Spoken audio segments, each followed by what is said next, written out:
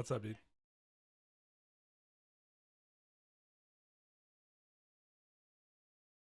Um,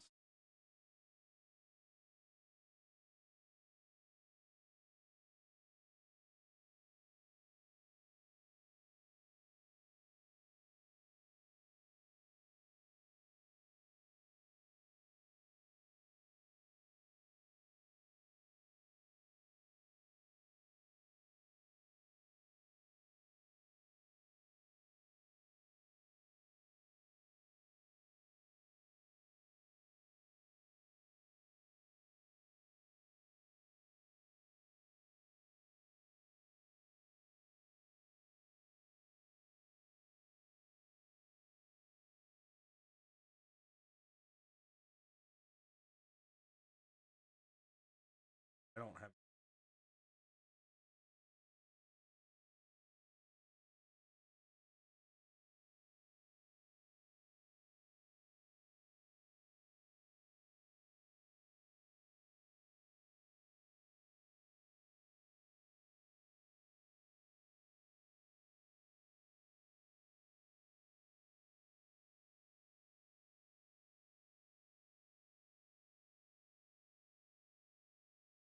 Hey, how you doing?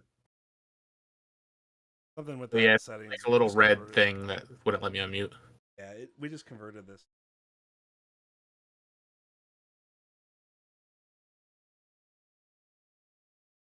Oh no. So later. How you doing though? I'm good, man. How are you? I'm good. I'm excited.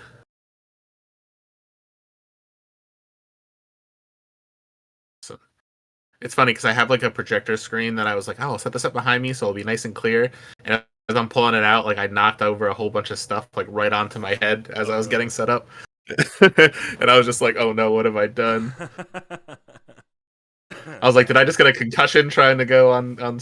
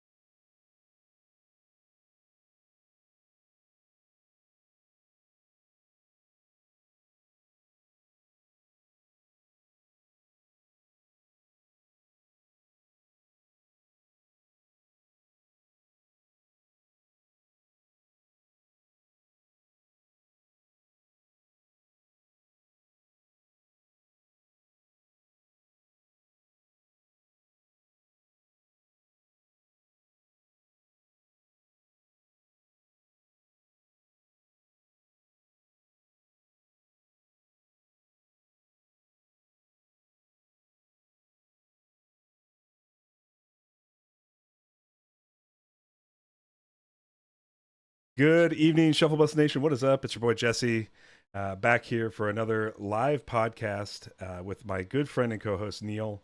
And we have a special guest on tonight with us, Mr. Sam Nathason, aka Mr. World Champ 2023. How's it going, Sam? I'm good. How are you guys? Good, good. Neil, I'm not even going to ask you how you're doing. That's okay. It doesn't matter. We got Sam on tonight. Yeah, that's right. That's right. We at this point we could just exit left stage and Sam could just take over the bus for the night. Yeah.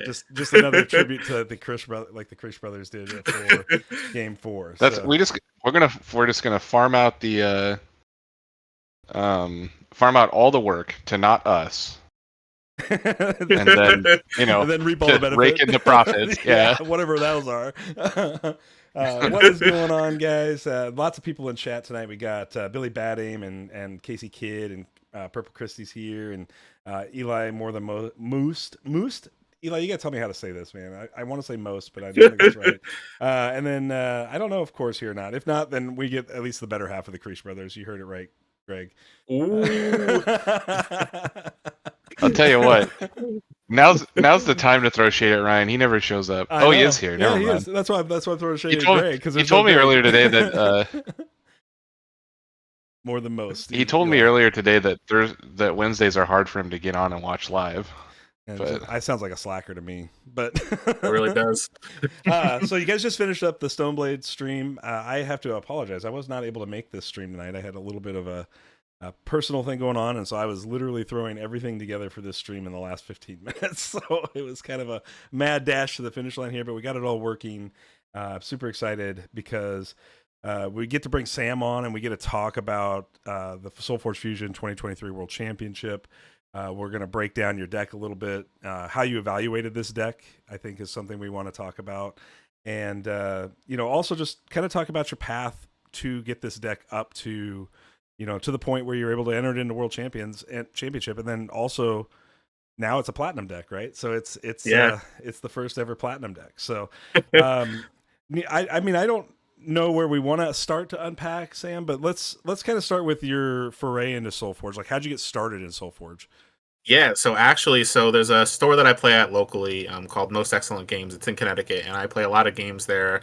I'm usually there like once, twice, 3 times a week to play. And then the manager of the store, Brandon, he was just like, hey, like, you should try this game. I think you'll enjoy it a lot. So then he had a demo deck. We played a game, and he was like, oh, like one of the other stores down the street supported Kickstarter. They have some on sale. Go for it. So I bought a deck or a set of packs, and then I brought it down there, played a couple games. I'm like, wow, this game's insane. And then I literally, like, later that weekend went back to the store and brought like 4 or 5 more starter kits or like boosters. And I was just like, I got hooked right from there. So I've been playing.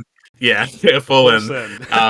Yeah, so it's funny because it's like a couple times he's done that to me where he's like, try this game, like there's this game Flesh and Blood, I think you'll enjoy it, and then I went really, really hard into it. And he's like, try this game Solforge, just go, like you'll enjoy it, and I went really hard into it. But it's like he picks good games, and he picked a really good one for me for this one. So I'm very thankful that he showed that to me. And we have the not world champion Sam on stream with us tonight. Hey, Cardboard Newt, what's going on, man? Ooh. Cardboard Newt comes in here throwing a little bit of shade at you, and you come at him like that. That's just man. That's not how I nice. do it. So, I got it. So I did tell them, like, because I do get a card out of Worlds, and I was like, maybe I'll make myself a Newt. So not only have I stolen your name in our back and forth games, I was like, my face on a Newt, like, steal the identity as well. So I was like, man, it's the more I think about it, I know exactly. Yeah, but. Okay, so obviously you played some competitive Flesh and Blood too, right? Just for the sake of, did you have some success there too? I feel like I've seen your name on some leaderboards or something in that. The thing is, I played a lot. There's a lot of people who play in my area. Actually, a couple of the people who are at like the top of the leaderboard do play in my area. I played mostly locally. I didn't play any of the like the major like callings, things like that. But I know I did like help. I won a local skirmish. I helped put Oldham into Living Legend for Blitz. So like I played a little bit, but nothing too crazy. It was more of just like, hey, I'm playing for fun. But I never went too deep. Okay, well that's good. Okay, I swear I had seen your name somewhere before, but I wasn't sure where I had seen it. So yeah, that's awesome. So obviously you get into Solforge, buy more decks than probably anybody wants to ever admit they buy, right? Because we do this, Yeah. and because that's just the addiction that is Solforge. And then you start taking a foray, obviously, into competitive. Sounds like competitive is just kind of a natural progression for you in games when you get started. Is that pretty fair to say? Yes and no, because I guess the biggest thing is I enjoy playing the games that I play. So Okay. like when I played Magic in college, like I was playing a couple times a week, and it just happened that it was a very competitive scene, so I played competitively. But like it's one of those things where same thing with Flesh and Blood. I'm like everyone around here plays pretty competitively, so like we played it on a competitive level. But like I really my goal of playing games is to play it for enjoyment, Okay. and so yeah, that's literally like I just love this game so much. I was like playing 3 or 4 times a week whenever I could, just to keep playing. Well, correct me if I'm wrong, but at some point you were on top of the leaderboards for all three levels, right? Is that I never made it to the top of silver just okay? because I haven't been able to go out to silver events. But I guess right now, technically, I've been on the top of bronze for quite a long time. Like, I think I've got like 80 something points. It's stupid. Like, I don't know what I've done with my time. Um, so then I guess technically now I'm on top of the gold, and I will be on top of the platinum once they officially push the deck to platinum because there's only been one gold event as well. Right. So I've got 3 of the 4 technically.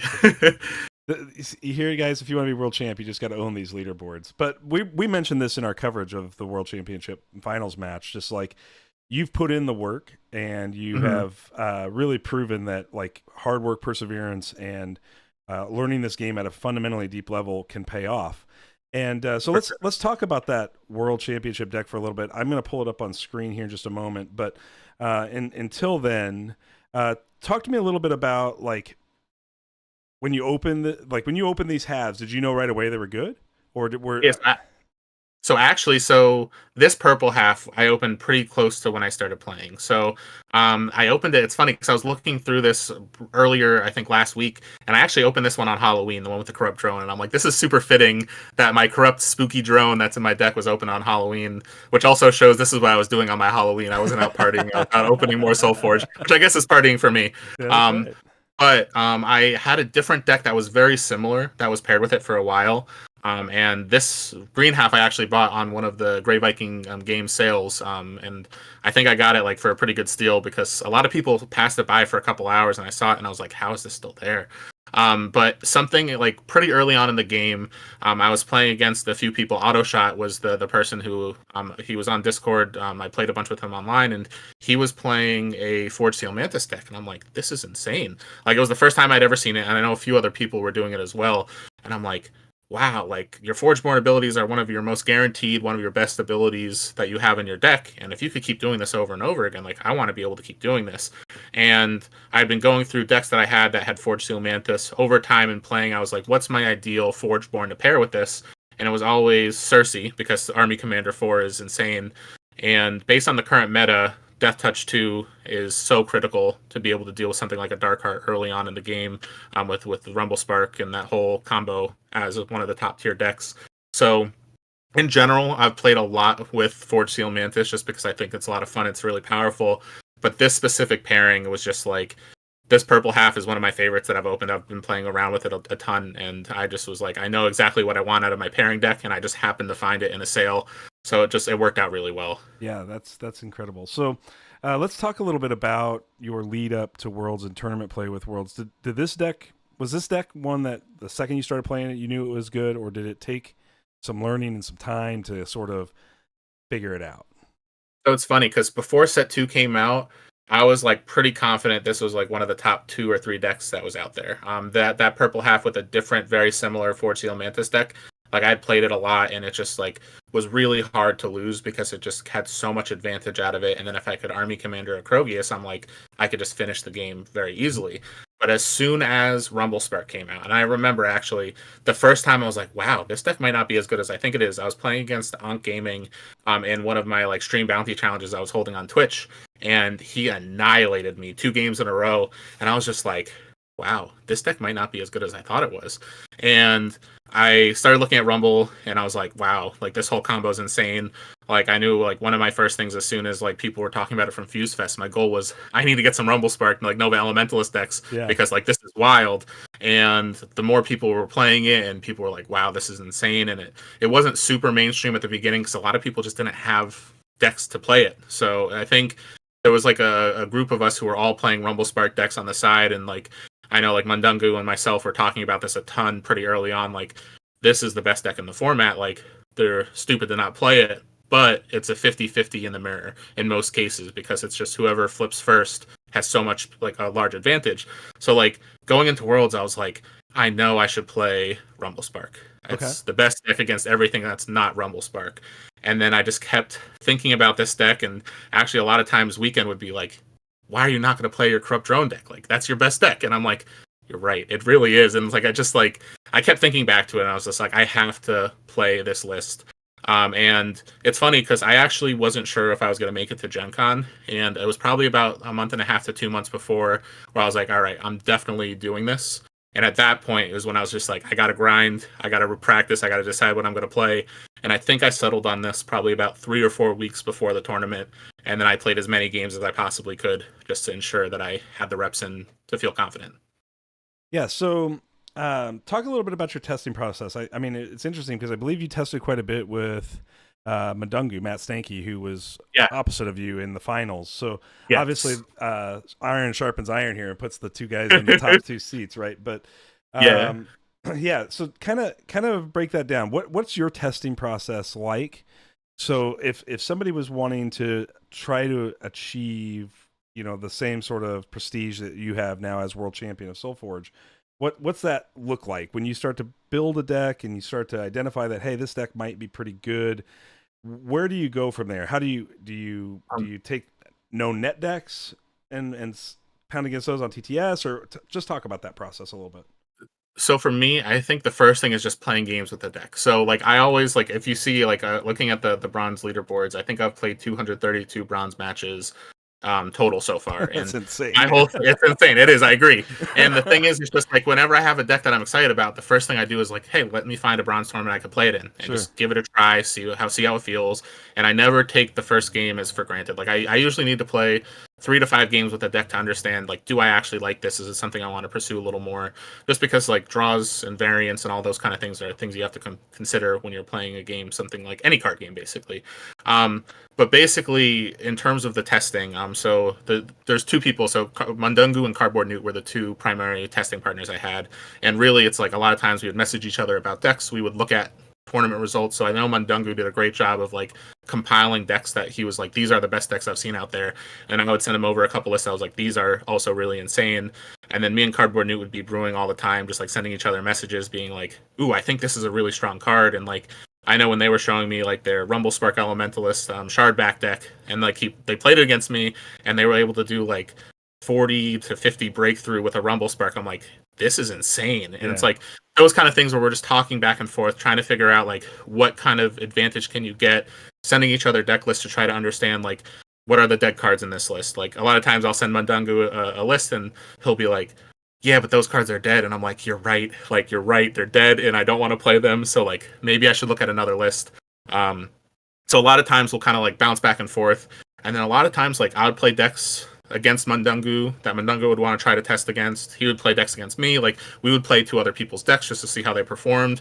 And a lot of it's just kind of understanding, hey, this is something that someone else is excited about. Let me see why they're excited about it. And getting some games in and just trying to feel like, hey, like, all right, I'm drawing this. This might not feel as good as I want to compared to some of my other decks. So, like, granted, this might have performed very well, but I don't necessarily want to focus on this route. And it's like kind of playing as many games as you possibly can, understanding how cards interact, and just being like, all right, I might have drawn really well 5 games out of 6, but normally I'll draw kind of mediocre, so I don't really want to focus there.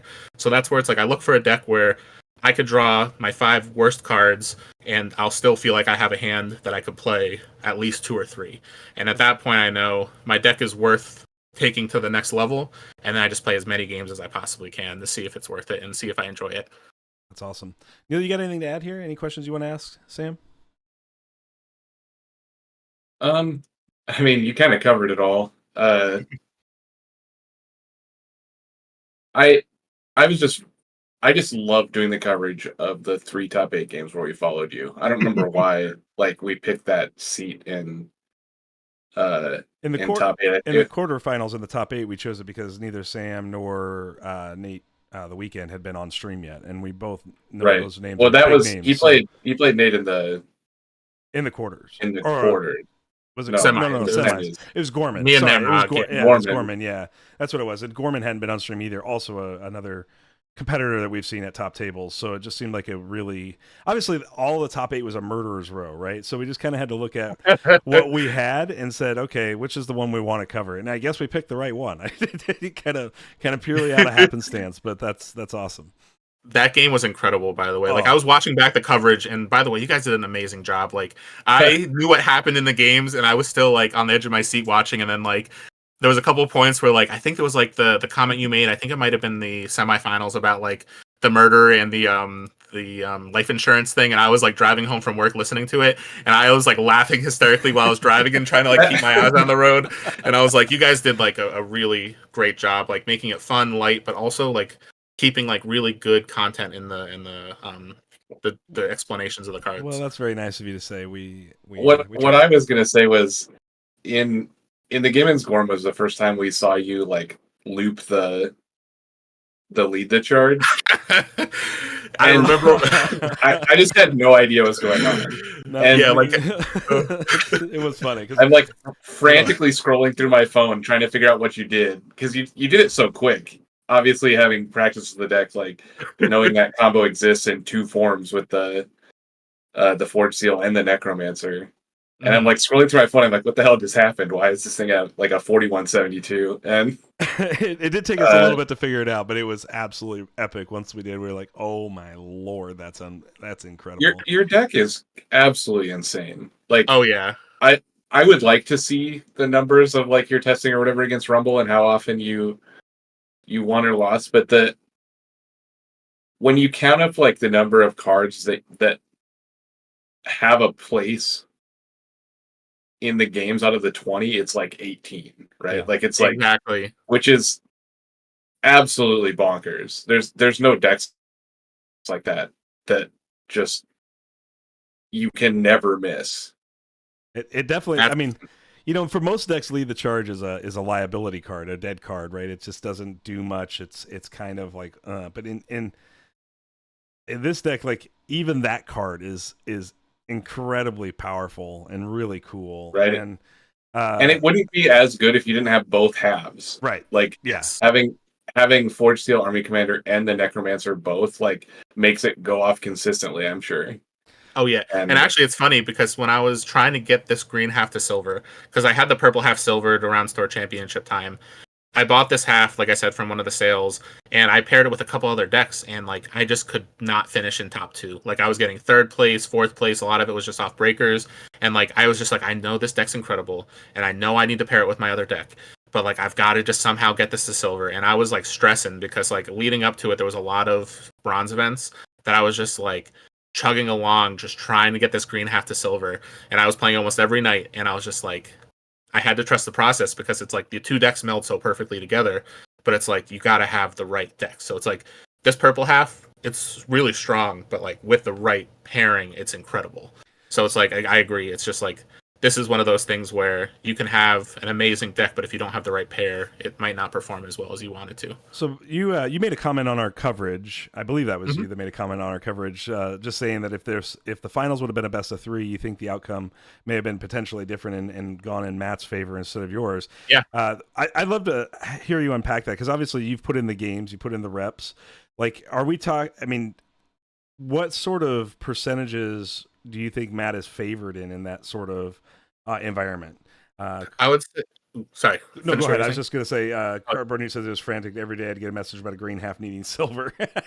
It's true. It's literally Yeah. true. I was just like, I was getting sick of playing it because I was just like, I've played this so many times and it's not getting the result that I needed to. And I know it will be fine once I pair it with the right deck, but I was stressed. Yeah. But Awesome. speaking to your question though, I would say it's at least 60-40, if not like 70-30 Okay. in that favor. So, Wow. and the reason why, so in general, it's, this I would say my deck is very well favored against most of the meta. Sure. Because it's like you can deal with the other Krogius decks because of your ability to turbo upgrade. And granted, no matter what, there's still a chance that someone will cycle 3 turn 1 Krogius you and you're just going to lose no matter what. Right. But it's like it's got enough consistency where you're going to gain enough life, you're going to play enough cards, and you're going to be able to handle a lot of decks. But the Rumble Spark decks, especially the ones that have what's it called, Elementalist Ritual or Firestorm or something like that are so good against my deck because in cycle 1, most of my cards have a toughness of 2 or 3 that are the ones that I'm playing in the first cycle because I need to upgrade my Polymorpher, which creates a Wisp.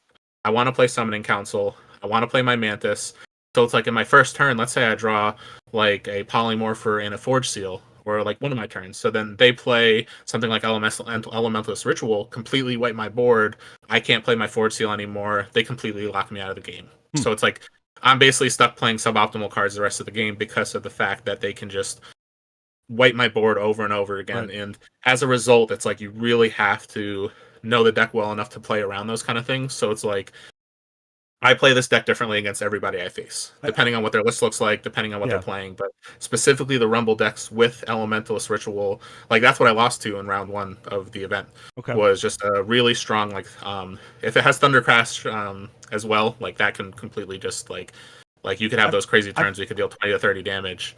Yeah, I find this really fascinating that you think it's that high because, I mean, we've kind of all sort of theory crafted that some of the best answers for the Rumble Spark embodiment are the Botanimates and the Polymorphers. Now, they're not early answers, right? Yes. But generally speaking, Rumble Spark and its embodiment aren't necessarily winning the game super fast most of the time. Not that it can't, but most of the time. And so that really does lead you into the possibility of potentially stabilizing and turning the table. But I mean, obviously you put in the work, you've got the numbers. I believe you. I just, I find that fascinating because I was looking at going like, if there's a deck that might be the best counter to Rumble, it's this deck, right? With Polymorpher and Botanimate. So that is the discussion that me and Mandugu have had many times where it's like, he was like, you're an idiot for not playing Rumble in Worlds. And I was like, I get it. He's like, I guess if you had to play anything that's not Rumble, I think you have the best non-Rumble deck. Yeah. And I agree with that. So it's like, out of the people in the tournament, there was 3 people I was terrified to face, and I faced all of them at least once. First of all was Brendan Walters, who I lost to in the first round.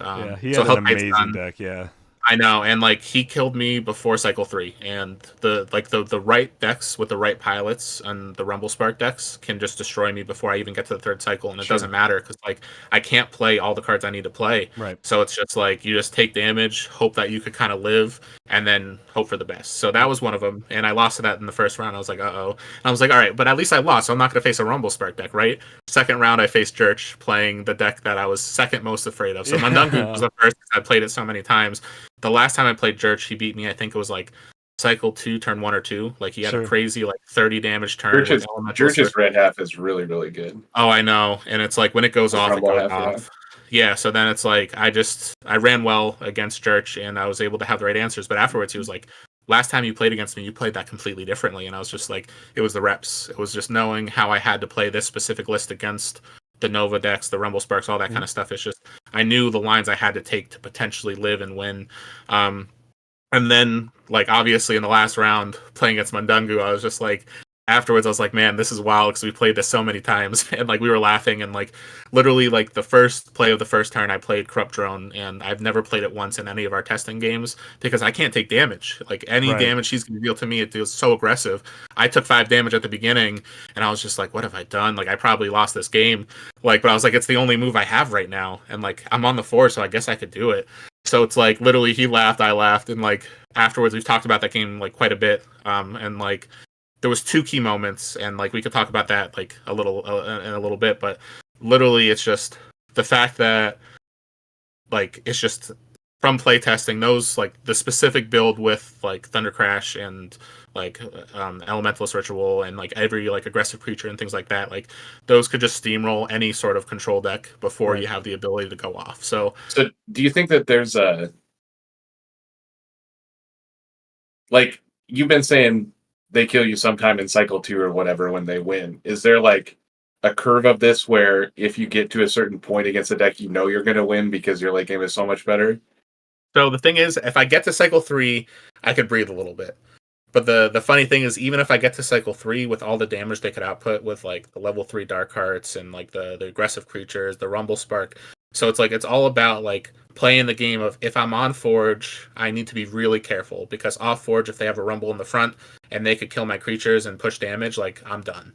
So it's like you got to play super defensive when you're on Forge. And it's funny because you have to play super aggressive when you're off Forge because it's all about building your board when you have control, where you can block, setting everything up for when you don't have the forge, or sorry, when you do have the forge and your opponent has the last play, it's all about what can I do to minimize the risk of me taking 12 to 14 or 12 to 16 plus damage from this Nova or this Rumble Spark.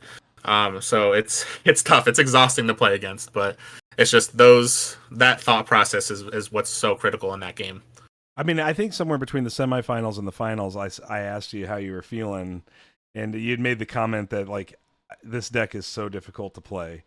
But and I think you were definitely getting into that tournament fatigue mode. I mean, which is to be expected when you're 8 rounds deep in Solforge at that point. I mean, it's been a long day.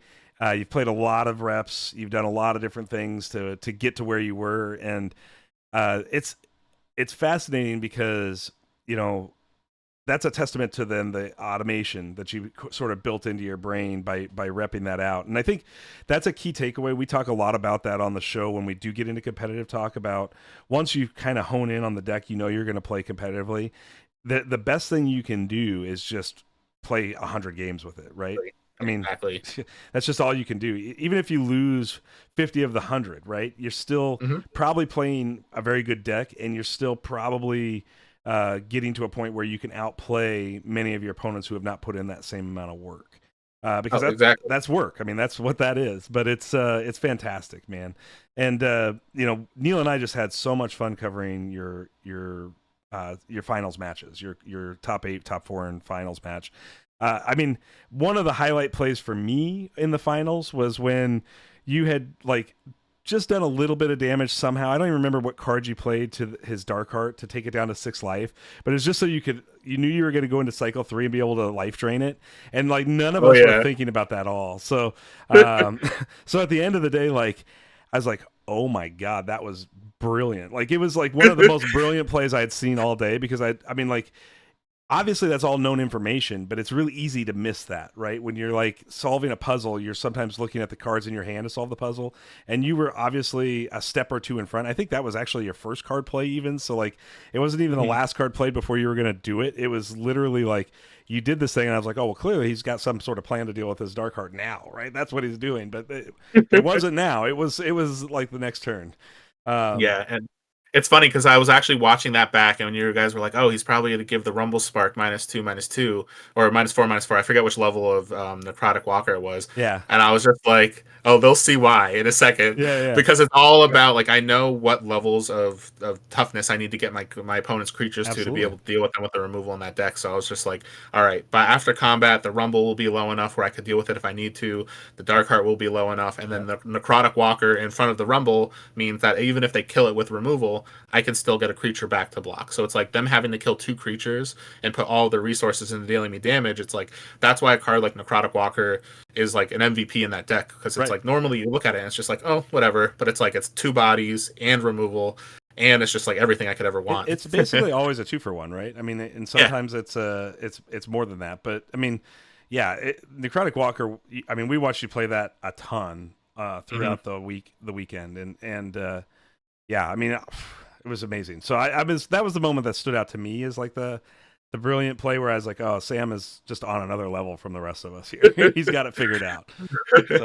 Well, I appreciate that. And it's funny because again, watching them back, it's specifically against Namrog, I was watching it, I'm I know the outcome of this game, but how did I get back from this? And it's funny because I couldn't remember, because I was so in the zone in that moment, and I was just I'm down to 18 or something like that, and I was just he was at 60 something, and I was just what happened? What did I do? And it was just every card that I needed that I upgraded all came at once, and I was able to just kind of recontrol. He got you to 14 or whatever, and then could never push through again because you just played a million free cards. I mean, exactly. One of the big parts of your deck is the deck quality by cycle 3 is so high, because you just get so much value off that Corrupt Drone when you play it. And I mean, I think in the finals you upgraded 3 or 4 cards off the level 1 Corrupt Drone play. I mean, it was crazy. I was like, wow, I can't believe he's just getting to do that over and over and over again. But I get it. I mean, I get why Mendungu would make those decisions, why Matt would make those decisions. But I was like, man, that's so much value. If this game goes long, it's not going to be good. Oh yeah, but Mendungu knows, from what we just been talking about, that if it goes long, he's dead anyway. Right. So he's just going to ignore it and try and win. Yep. No, it makes total sense. Yeah, absolutely, and especially based on the things Sam's adding tonight to the conversation. So, yeah. So Sam, what's next for you? Are you going to try to repeat 2024 World Oh, Champs? I think I have to at least make an appearance. Like Yeah, it's yeah. like I can't not, right? Yeah. Because it's funny because I was just like, all right, like as soon as I left, I'm like, I guess I got to go to Gen Con again next year. Like we're going to take the trip, That's so right. that's the goal. But at the end of the day, like my whole thing is about having fun when I play. So it's like if it gets to the point where I'm trying to grind and like quote unquote like try to be the best, like that's not my goal. Sure. And it's like then I don't enjoy the game anymore. So my whole thing is like after Gen Con, now that it's over, like my goal is now to start like exploring my collection a little more because I have way too many decks. I think it's like over 2,500 right now. That's amazing. So it's like I have a lot to pick from, and it's like my goal is to really start experimenting with some of the pairings that I haven't had time to, and just start messing around and like seeing for some of the synergies that I think might work that I haven't really got to test.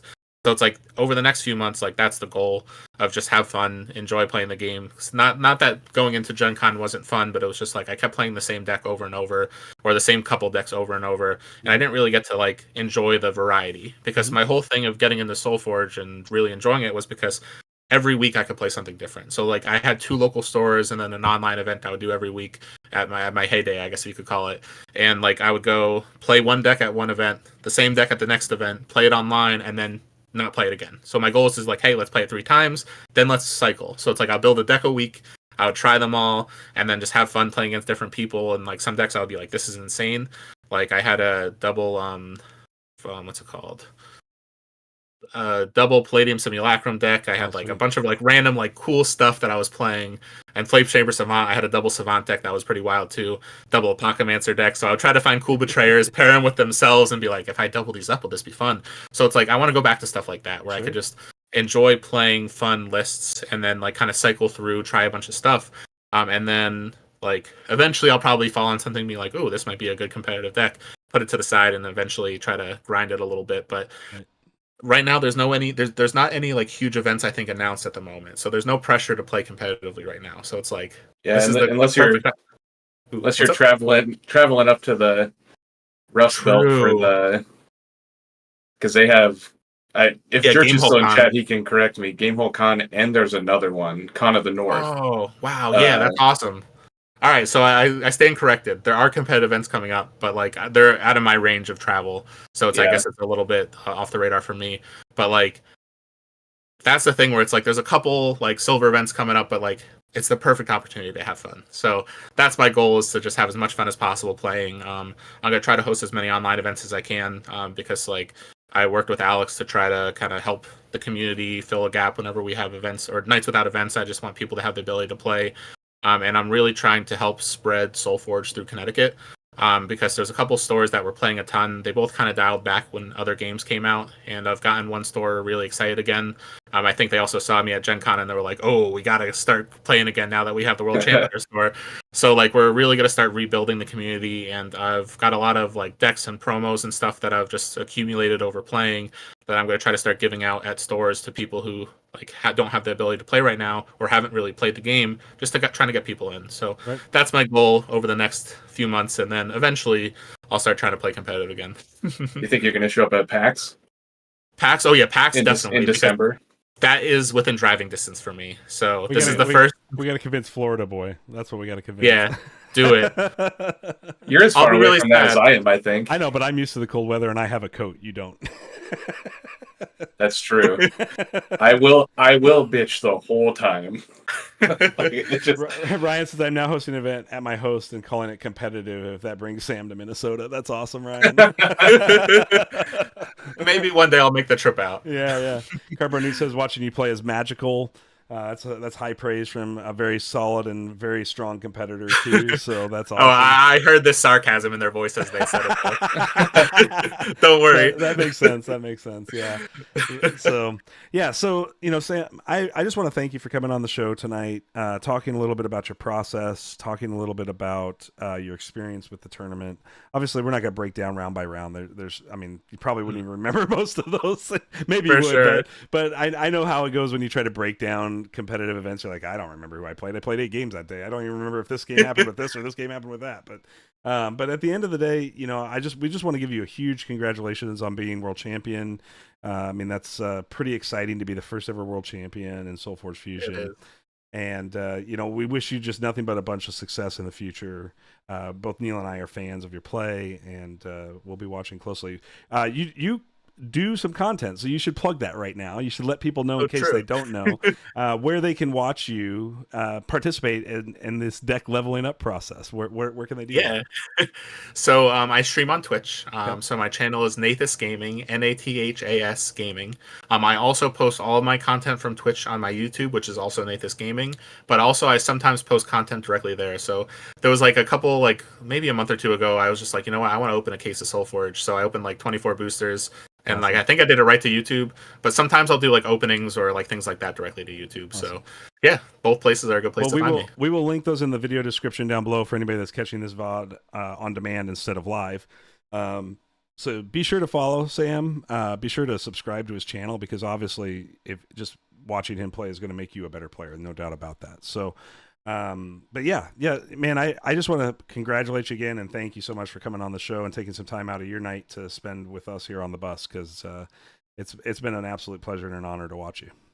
Well, thank you guys so much for having me, and I really appreciate everything you've said, because it means a lot. Of course, absolutely, man. And also, like, thank you guys for all the content you put out as well. Thank you so much. Anytime. That's great. All right. Well, Sam, have a great evening, man. Thank you so much for being here. We'll see you soon, probably in a future episode somewhere down the line. Thank you so much. All right, take care. Thanks a lot, Sam. All right. That was Sam Nathason, not to be confused with Cardboard Newt, the other Sam, even though I did that. You're the only one that confuses them. Shh, don't tell anybody. Who are you talking to right now? I don't know. I'm trying to figure out how to get you back on here, because when Sam dropped off, it killed my feed for you. So give me. Oh yeah, it changed the layout of Discord. Yep. Yep. Hey, there's me. That's not who. Oh. Well, why don't you put up that Nix I sent you while you fiddle with the scene, and I will talk about it until you get it right. That's kind of hard to do too. Okay. Give me a second. All right. I was not ready for that yet. I didn't know we were going to jump right to that, but we can jump right. We don't have to. I was just trying to give you something to cover your shame while you. My shame. There's just. I'm looking at the stream right now, and it's just your face twice, and mine box is nothing. I know. I'm working on it. Give me a second. Sam, you definitely did not ruin anything. You definitely increased the quality of our content. For the first hour of the show by a million miles. Yeah, without a doubt. It's going to go downhill real quick now. I mean, it literally is. It's down. It's completely downhill right now. All right, so let's see. Where are we? I don't know what you're doing. So yeah. Oh, that didn't work. Why won't I pull the photo out? Oh. What's everybody doing in the week since Gen Con? I could have already had you working. We'll get there. Back to these scrubs now. Yeah, Ryan. Okay. That's I mean, the one night he actually shows up live. He's not. Just not exactly wrong, right? I mean, daggers. Let's be fair about this. He's not exactly wrong. He's just not exactly right either. That doesn't mean I like it to be pointed out. I gotta look in the mirror before I go to bed. I don't need it right now. I hear you. I hope everybody got home safe from Gen Con. It was a great time. Obviously, we did one show last week since Gen Con. Now there are 3 Sams to remember. No, there we go. Who's the third Sam? Don't see any of me. You got me now, right? Should. I think I got it all fixed.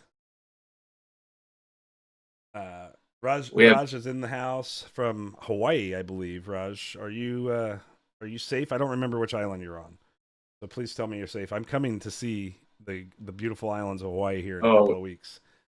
So we got it back. We're good here. Yep. Billy Bad Aim had a long drive, yeah, for sure. So last week, obviously, we kind of talked about our Gen Con experience. We're not going to really unpack that this week. We've got quite a bit of news that happened, which we need to probably unpack over the next hour and 20 minutes or so. Obviously, we want to. Screen looks worse now. Greg finally made it. He heard I was throwing shade. You're on a different island. Okay. We platformed the Cretians one time, and they think they're God now. Well, I mean, it's kind of immortalized, right? Like, I mean, the first ones to be on here. So, first ones to have a full bus takeover. If you want to listen to the Creech brothers ramble on about a game, they covered World Championship round 4, so you can go to our YouTube channel and watch that. And for anybody that wants to hear anything good, they can watch rounds 1 through 3 and the top 8. And the top 8, yeah. That's awesome. So yeah, so we're getting ready, obviously, to launch a new league that'll be coming soon here. I told you I'd have it up this week. I apologize, do not have it up this week because I'm a slacker. But it will be announced shortly and will be talked about in our Discord as well as the Stoneblade Discord. We're also still locking in that date on the SBI, so it should be coming very soon on that as well, I would expect. Hopefully, cross our fingers, just a couple of days here. So I apologize for the delay in that. But anyways, we want to talk about the news. We want to talk about the spoilers. So I'm going to work on getting those spoilers ready. And then we also have a spoiler from Stoneblade to reveal on the stream tonight. So, yeah, new spoiler just for Shuffle Bus. Just the Shuffle Bus spoiler. That's right. That's right. So I'm going to blame it on Stoneblade. That's why I don't have the league done, is because I had to make a graphic for the spoiler tonight. So because it took me all of about 20 minutes. But, you know, hey, that counts, right? So let's see here. Can I make this work?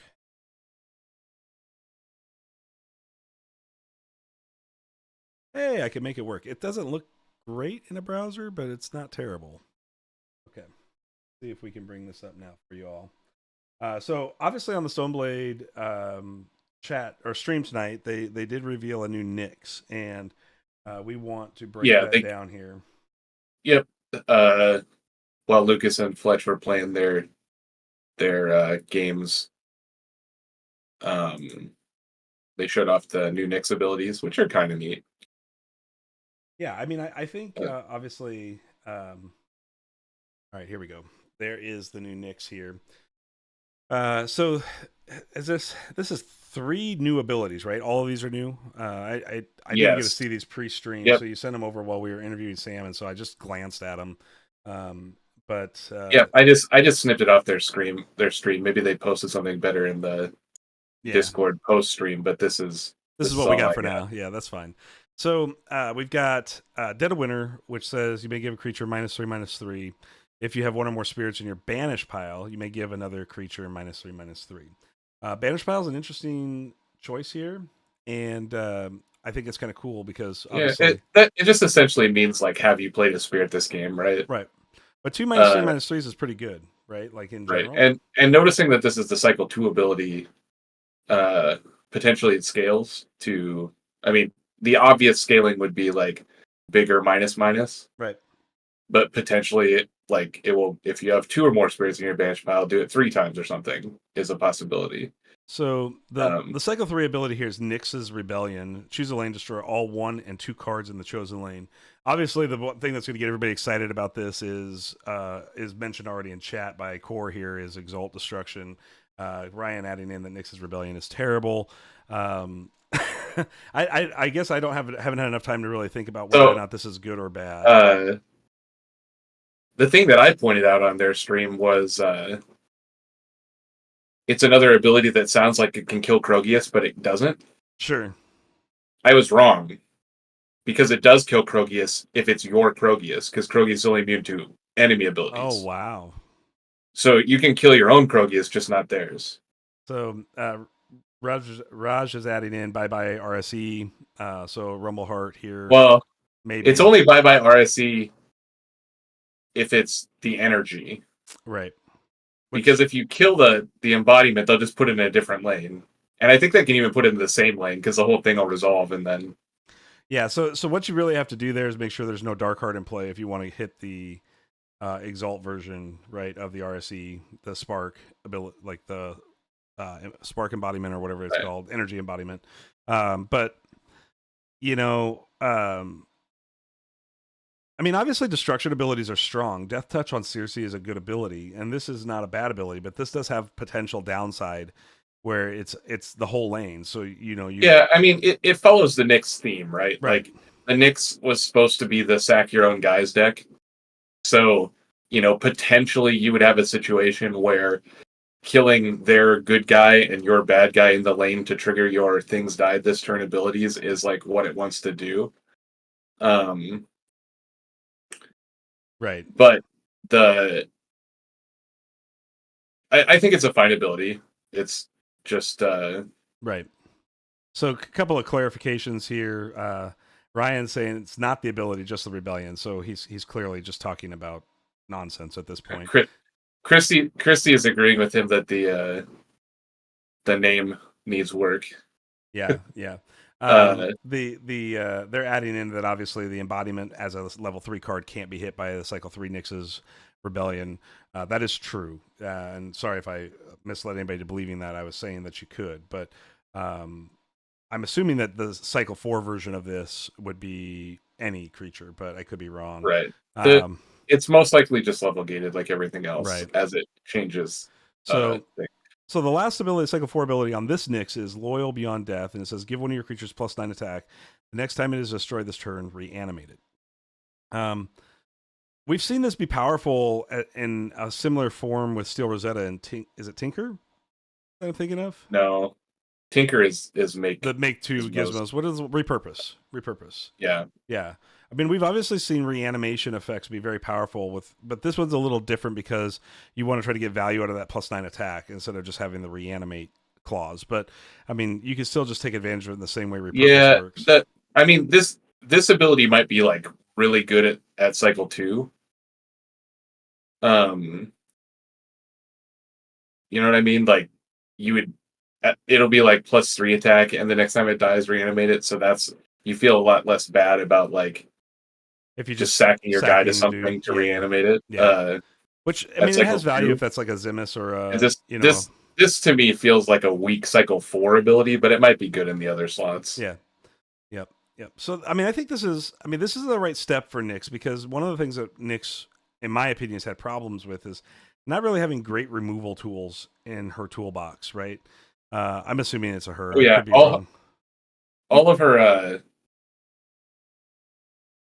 All of her abilities up to this point are just like put bodies into play, right? Right.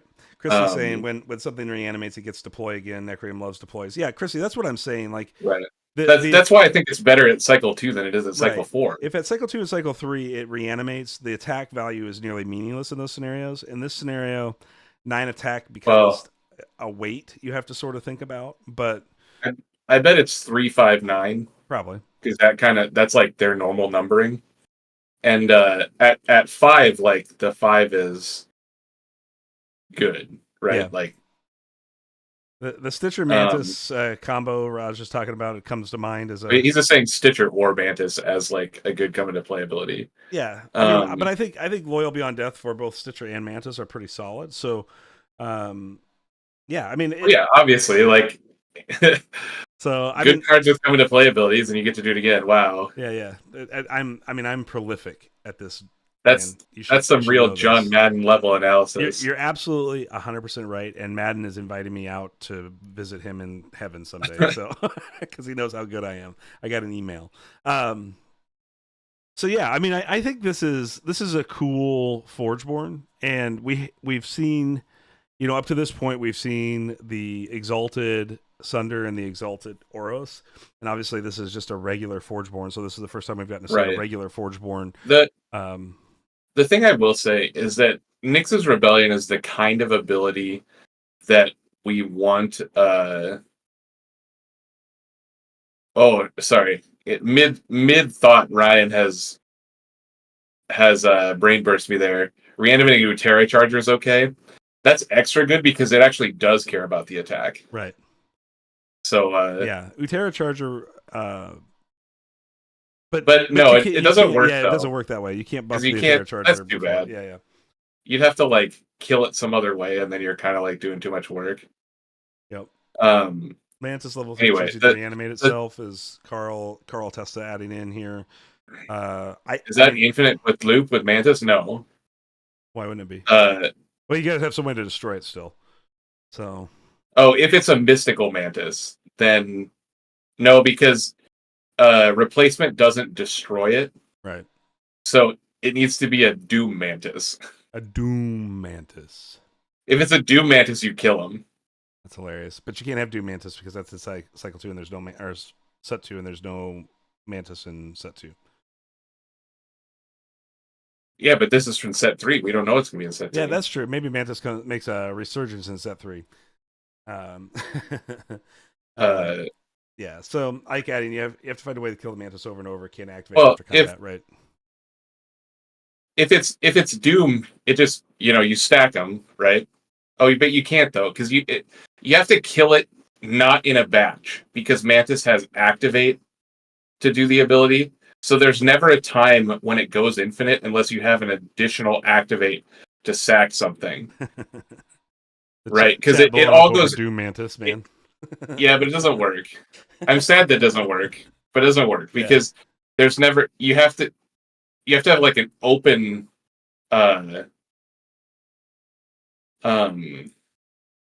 an open like priority at some point. Like you have to let a whole batch resolve and then activate the Mantis.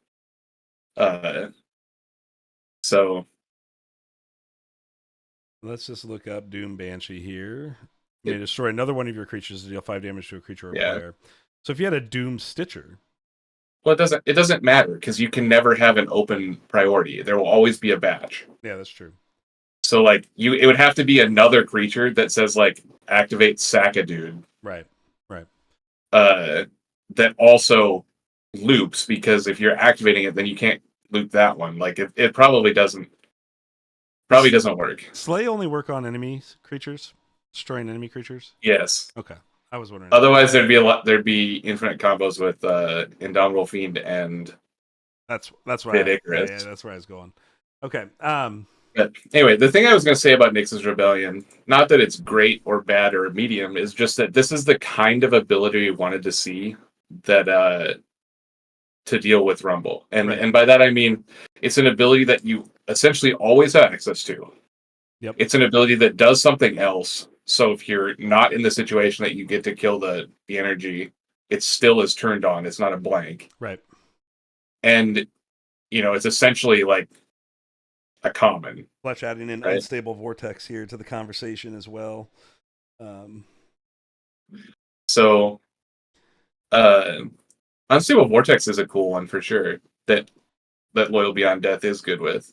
Yeah, I mean I think like end of the day this is a step in the right direction for what we had sort of talked about on the show in the weeks leading up to Gen Con, where if Rebel Heart is really the dominant force, which obviously even talking with Nathason, he's kind of saying that, then you want to have reasonable answers that aren't just silver bullets.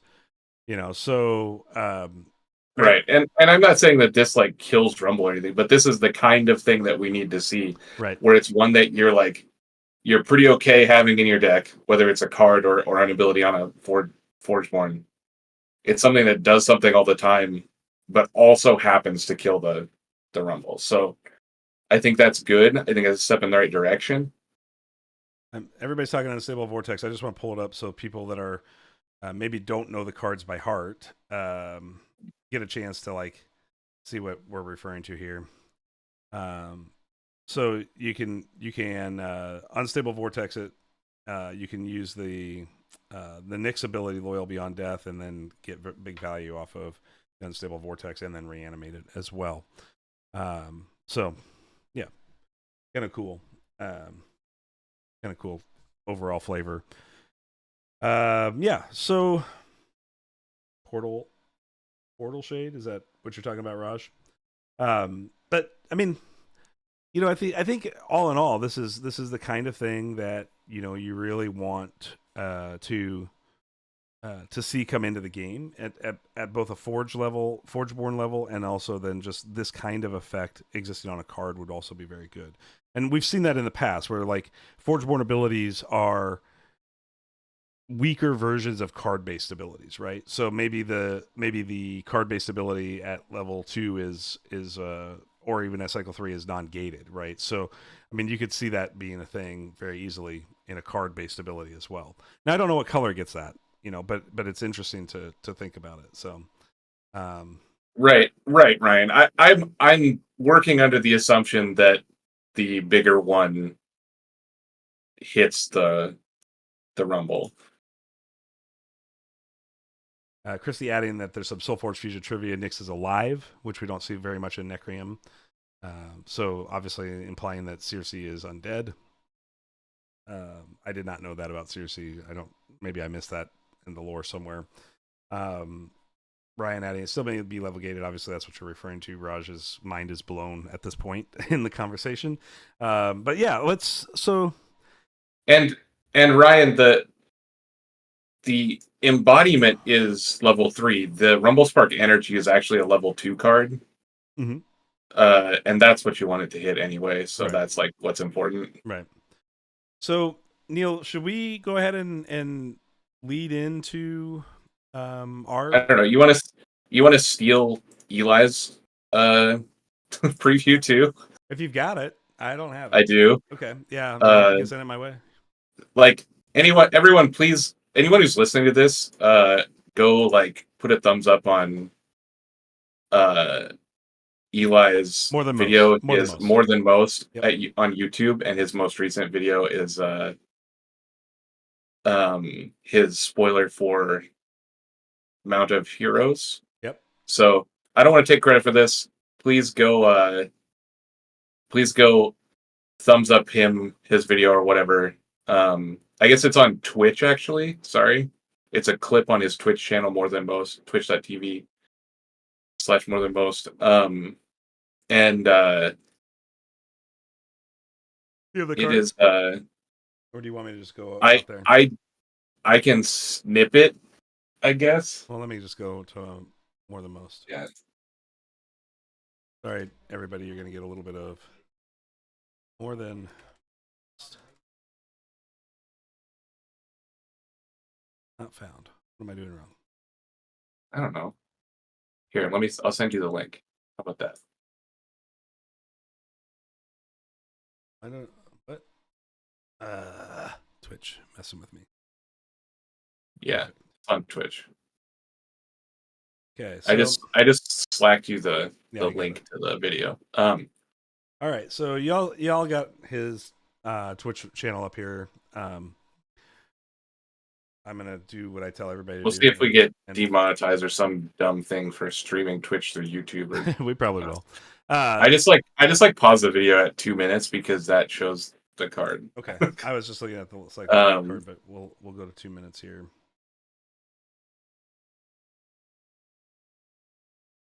That's the level 3 card. Does he Right. From It I mean, we can describe the other one. So it's Mount of Heroes is an exalt. Mm-hmm. And when you play it, you destroy your other Mount of Heroes, as is the template of many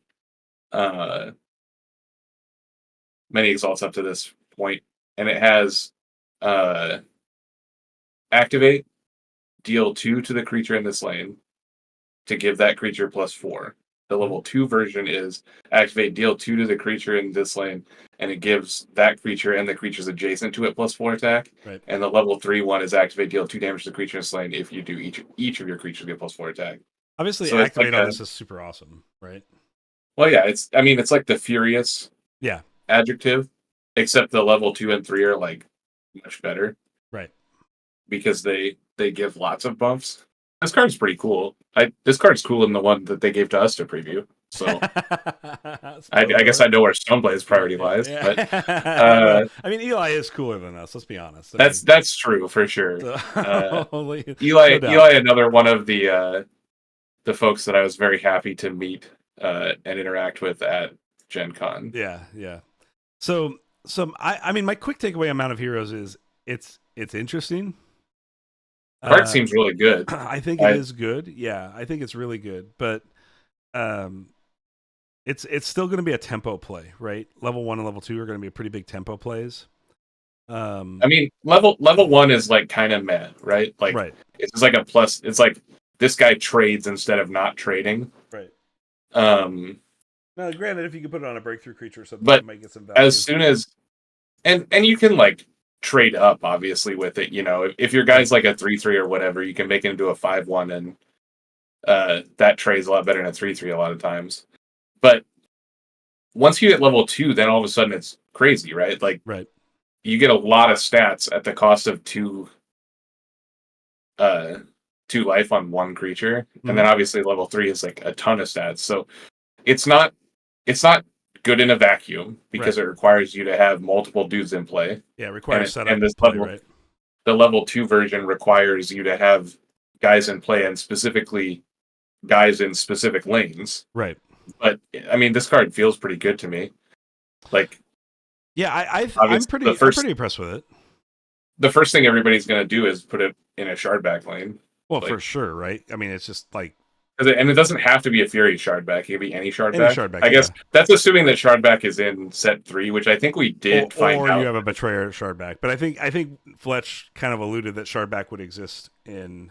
Yeah, in the stream last week, I believe that Fletch said that shardback is in set 3, but Furious is not. He's gonna back out of this right now. Watch, he's gonna say, "I did not say this. Oh. I neither confirm nor denies the allegations." We're just gonna go back and clip the 10 seconds of yeah, adding that need to be a Betrayer shardback if not in set 3. Yeah, I agree. So right. I mean, it's like good with Thundersoar. You know, there's all kinds of things it's good with. Yeah, and this seems like a pretty good card. So do you think Thundersoar is a staple card that's going to show up in every set?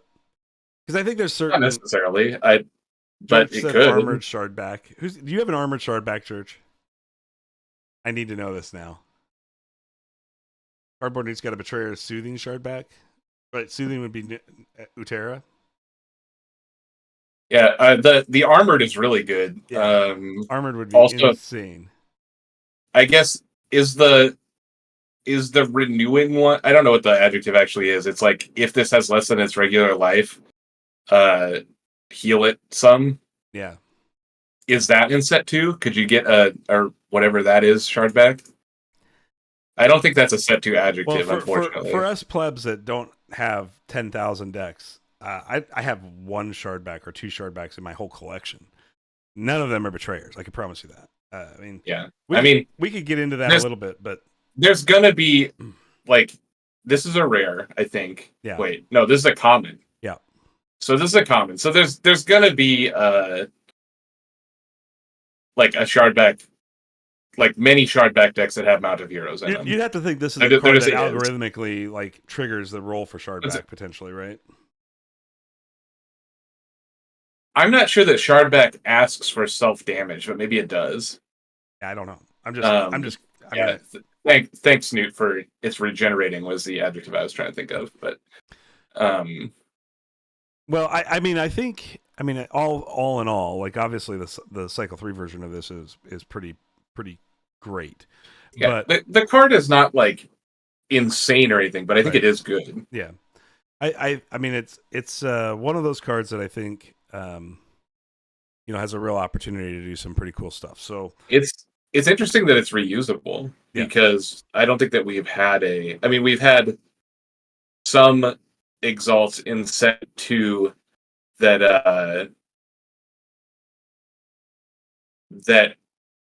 are reusable in the way that it's like when you play a guy in here, do something and you can do that more than once. But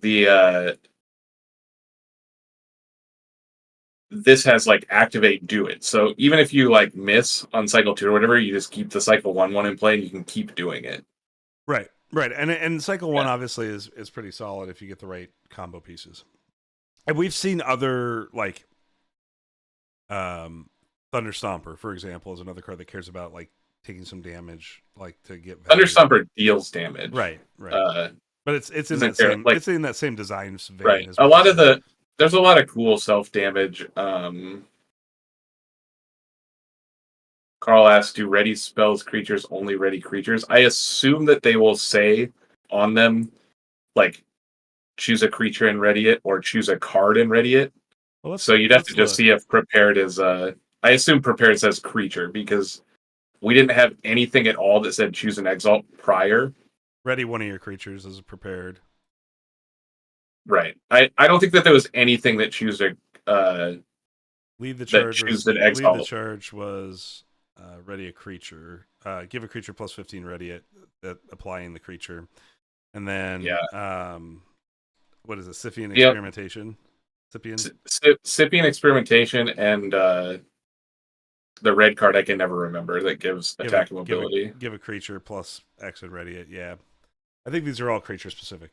So yeah, like I said, I don't think that there's a card that exists in set 1 or 2. I mean, definitely not in set 1 because Exalted exists. So I don't think there's a card in set 2 that specifically says choose an Exalt or choose a card. Because we would definitely, I think we definitely know about it, right? Oh, that's not true. I lied because Ator chooses an Exalt specifically. And Newt comes in with the save for me again with Everflame Aura as the other. At this point, we should just hire Newt as our back end producer to make sure. Hey, I know what the cards do. I just don't know their name. Give a creature plus 10. This turn gets. Yeah, that's the card you're talking about for mobility. Yep. Okay. So obviously, cool card. Yeah. I don't have Ryan's. Ryan had one last week too, I think. But yeah, the Creature Brothers put something up on Forge Board Finishing School. It was a good video. I enjoyed watching it. So let's go ahead and let's dive into our preview here. I gotta find it now. We should like make a database of these to pin to our Discord. I would love to do just that. like snip the previews as they come out so people can look at them. All right. So Stoneblade sent us. I'll make that a project for tomorrow. Yeah, that sounds good. you can tackle that. I need to get our league set up more than doing that. Yeah. So, Stoneblade was kind enough to send us a spoiler. Obviously, we're super excited to get spoilers. I hope they continue to send them to us because we love this part of, release cycle, if you will. And, and the speculation around it. And this is definitely going to be a card that leaves us with some questions, right? Like, I don't think we're going to fully understand how this card works. Yeah. This is more so than the other cards we've seen. Yeah. Unless Ryan's is really bonkers and I don't know what it is. No, I looked at Ryan's the other day, and this one has text on it that we just don't know what it does. Right. So if you all are ready, I'm going to show it to you. I'm not going to review them one at a time. I'm just going to reveal them. So here you go. We have Shield Droid. Shield Droid? Shield Droid? How do you say this? Shield Droid. Shield Droid. Shield Droid. Shield Droid. Yeah. I got roids. It is. I feel like it's missing a D. Yeah, it's missing a D. It's not Shield Droid. Shield Droid. It's Shield Droid. So Cycle 1 is a 6/4 creature, which is a nice healthy creature. Cycle 2 is 9/6, and then a 13/10 on the Cycle 3. The card text on this is a robot, which is cool. I mean, obviously, Blue loves robots, so I'm glad to see more robots. Hopefully, we get more robot synergy. The keyword was revealed in the Stoneblade article on Monday. See, Nick, I missed this article. I need a producer. That's what I need, clearly, to keep me up with everything. I try to stay on top of it all, but y'all are killing it right now, which is awesome. So I never checked there because there hasn't ever been an article there before. So Greg says when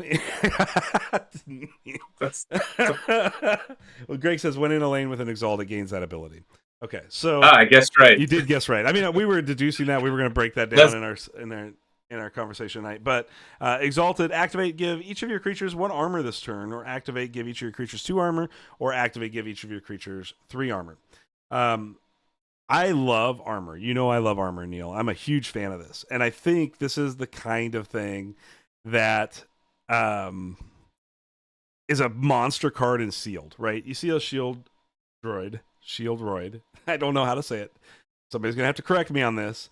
But you see a Shield Droid in your pool, and you're looking at your blue half. Like, armor just wins combat in Sealed, right? We've talked about it a little bit. We're gonna talk about it some more coming up in future episodes and content.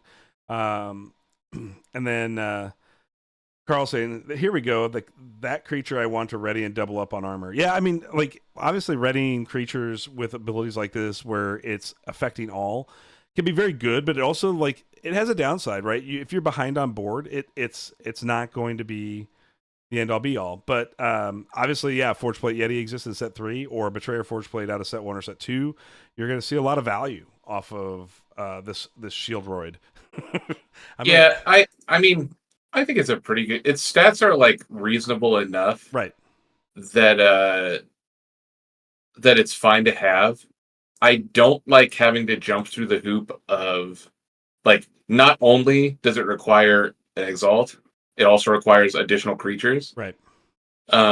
So like this is not a card you can just like just play and Right. assume it's going to do something. You can play it and assume it's going to be a 6/4, but in order to have it, you know, like think about level 1, right? So if you've already played an exalt, it's a 6/5. Right. And very likely that you don't have another creature. Well, it just because depends, your other 'cause play there's was so an many- exalt. Well, yeah, but if your other play is an exalt that makes a creature, I'm thinking Runescarred Pit. I'm thinking Glowhive Nursery. What's the one Centetas that makes the gizmo? Like Sure, there are specific ones, but like you're really like the hoops get smaller, right? Sure. Like the first hoop is like have an exalt. So Right. there's many exalts in the game, and some of them make a creature. In that case, you would get a 6/6 stats out of it. Yeah. But actually, you can't. I lied, because if it's a Runescarred Pit, for instance, the exalt has to be in the lane with the shield droid. So That's true. you can't like have I don't know that there's an exalt that makes a creature in a different lane than itself. So That's like true. if you had Nova Elementalist or like Mad Winter or something that's a creature that makes an exalt, then you can play that. Yeah. Get your exalt in play, put this over the exalt, and then you get a 6/6 stats out of it. Like Right. these things we're talking about are like really niche cases. So this is a card that like most of the time you're going to value it based on just its power and health. Right. I mean, some of the time you're going to have a couple guys in exalt in play, and you're going to get some additional value out of it. Right. I mean, the upside is as Ryan pointed out, Casey Kidd pointed out, is it's glad that it's all creatures and not just robots. Like, so the fact that the ability affects your whole board and not like what we have typically seen is blue only like sort of plain in its own sort of insulated manner. This is really really going to be a little bit better overall. I think the card is fine. This is a card that's like a design showcase where the card itself has a lot of stuff going on that this is like a great spoiler, right? Because it gives you an idea of the design direction of the set. Right. But it's not going to be a game breaker. Right. Like somebody's going to come to me in however many months until after the set comes out and tell me the story of the time that they like activated it for 10 armor and played their Forge Plate Yeti. I love but this. That one time is not going to make up for the 10,000 other times that it's a 9/6. And I love when people do that to you. I just do. I know. It happens so much. And I'm telling them, I'm preemptively telling them that they're wrong. Yeah, sure. But yeah, I mean, it's a cool card though, right? Like just because I don't think it's like breaking the competitive meta doesn't mean I don't think it's cool. So Nathas is saying play this in Eli's Mount of Heroes, and then you can give your creatures armor and then hit your armor to pump your creatures, which is pretty cool. Well, yeah, you armor first so that when you activate the mountain, it dings the armor instead of the. Casey Kidd added, it's never sad to have it kind of card. With the decent stats, I agree. Which they swapped though. He wishes they were swapped though. Wishes they had bigger butt and right because life is always better than and the ability in all creatures. And then Carl says, "Oh, it'll make up for it." So yeah, I mean, I think this is a cool spoiler. I think end of the day, and you know, I imagine there will be a cycle of these. So that's again showing the design direction of the set. This is again in speculation zone, but like there will be a cycle of these, right? So there will be a red one that has like exalted activate, give all your guys +1 attack, +3 attack, +5 attack, or whatever. Right. And then there will be a green one that gives life or gains life or something. Up to +3/+3 or something, yeah. I don't know what the purple one would do. So like it'll be something bonkers like upgrade a card for each of your creatures, upgrade a card for each of your creatures, play a card for free for each of your creatures, then win the game. Yeah, yeah. But, That's what purple does, right? Yeah. Uh, but yeah, but so I mean, I think like all in all, I mean, I'm excited to see this set direction continue to evolve. yeah, the card is really cool. I mean, I don't think it's as cool as Ryan's that I looked up, but again, we know where Stoneblade's priority is. Yeah, it's fair. It's fair. But maybe they'll make it up to us in the future. We're looking at you, Fletch. Let us know, okay? We got to make up some cool points around here, clearly. So whatever we got to do to be cool, bribes, No,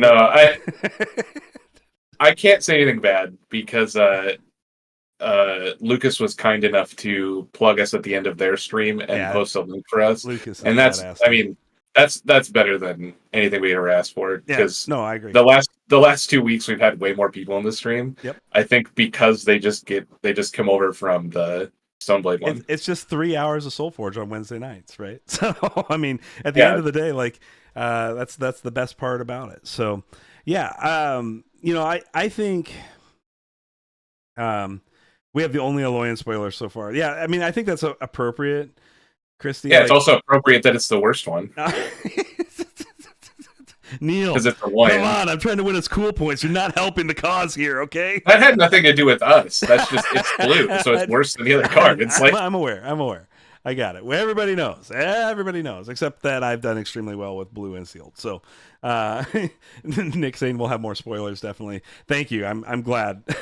I'm trying to hold the bus together here. Neil keeps trying to derail it into the ditch. I mean, is there really anything better to do? Is what Christy says. I'm not sure what that's in reference to, Christy. I'm sure she's talking about whatever purple does. Yeah. For sure. I mean. 85% of her comments are like, purple's great. Neil equals bad cop. Is that what this is turning into? I'm the good cop and Neil's the bad cop? Damn. Like, I don't want that. I don't I kind of like being the villain. Go get you and chat some coffee while I deal with this situation. Yeah. You got it. So yeah, I mean, obviously, like I mean, look, one of my favorite ways to play Solforge. Raj, that's exactly what I'm saying. This card is cool. I think it's fun. I think it's, like I said, it's like the perfect spoiler. Nick, I'm so excited for a digitized spoiler. You gotta send it to us. Don't send it to those stupid Creesh brothers. I want to rub it in their face that I got the digitized set 3 confirmation spoiler. I need this in my life. I need it. But even I'm not so cruel that I would take that away from Ryan. Well, speaking of digitized, we should plug this. So that's true. There is a content creator spoiler or tournament coming up here in September that is going to be.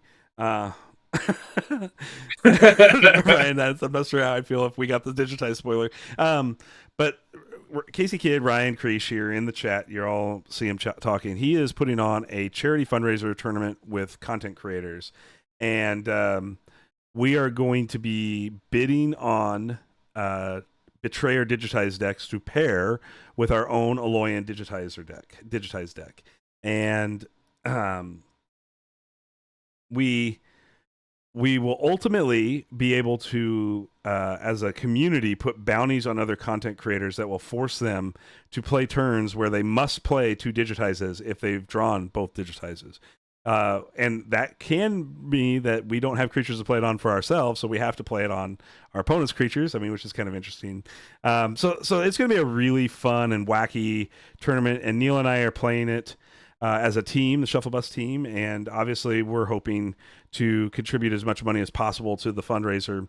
Ryan, plug the fundraiser, plug your GoFundMe and which charity is getting benefit in the chat, please, for me. It's the National Institute for Mental Illness. Thank you. I think. Yep, that's it. Maybe I got the acronym wrong. I didn't want to get it wrong, but ultimately, mental illness charity.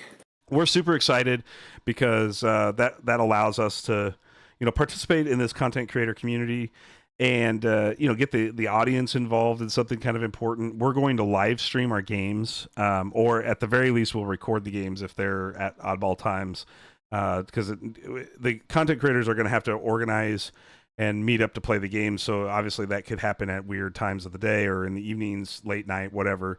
And obviously we want to make sure that this gets as much attention as it possibly can. So it'll either be live streamed or from our side, or it'll be video creation, content creation. Maybe when one of us decides, since we're a 2-man team here, Neil, when one of us decides to play, the other one can commentate, from the outside looking in on it. So we're kind of working out those formats here and how to do that. But I think it'll be a good time. I'm very excited to be participating in it, and I'm hoping to raise a ton of money for this. So I think believe this that can do it. I believe that all the teams are signed up already. So Yes. there won't be any more registration.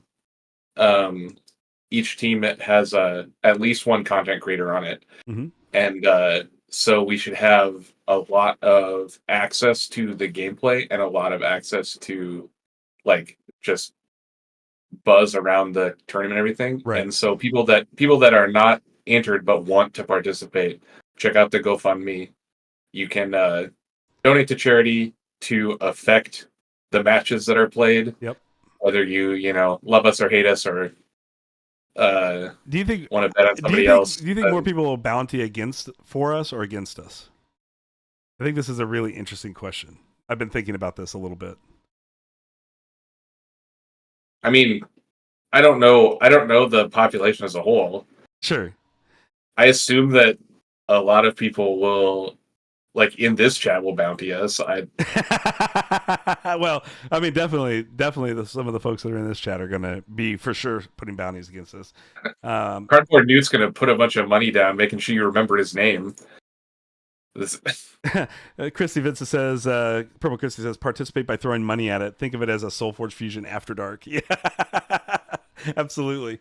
Yeah, I'm excited to do this, and I think Ryan's got a great idea here. I hope it takes some legs and gets a foothold, and we can do this a bunch of times. Because honestly, this is the best part of this community, right? Newt confirms. Let's put a bounty on you guys. His audience would have bounty us on Nathas, yeah. And Hank says, why not both for maximum chaos? Absolutely, that's what we hope for. Oh, we should. That reminds me. Yeah, Ben funded. Ben has funded the Kickstarter for the Nexus tracker, which is I wish I had great. Congratulations, man! I'm exploding happy star that animation or something. We got there. Yeah, man. I'm super happy for you because I know you've put an immense amount of work into this. You got a big plug from the from Justin Gary on the Solforge community town hall the other night for this as well. And I hope it continues to raise funds for you and helps you reach some of your stretch goals because I know how these Kickstarters work. I mean, when you talk about the minimum funding goal, it doesn't leave a lot of wiggle room if things go sideways in any way. And obviously, I know that Ben is going to do a great job delivering a fantastic product to us. So, I just can't wait to put these on the table and play Solforge with them. I mean, we got a chance to do it at Gen Con, and it's the best way to do it. Christy squealed in the middle of the grocery store. Hopefully you didn't alert anybody that you might be in danger. Don't recommend that. But, yeah, so I mean, congrats, Ben, and definitely worth it. I mean, you put in the work and made a great product, so that's awesome. Yeah, we are very much hoping for your numbers to stay solid until the end of funding, which is 4 days from today, the 20th. So if you haven't backed this product, I know some people think it's kind of pricey. I mean, I've seen that feedback. It's worth it 100%. And honestly, what better way to bolster Solforge than to support the community that's making it better? And, the bottom line is that you heard it from Justin on the town hall yesterday. Solforge is about its community first and foremost. And it is player-led and community-led in terms of its ability to be a solid foundational game. So while Stoneblade's going to put resources at it and do their best, obviously, to make it bigger, it's on us as a community to really, celebrate the things that make Solforge so great as a community. So, yep. So obviously, lots of people in chat giving Ben huge props here.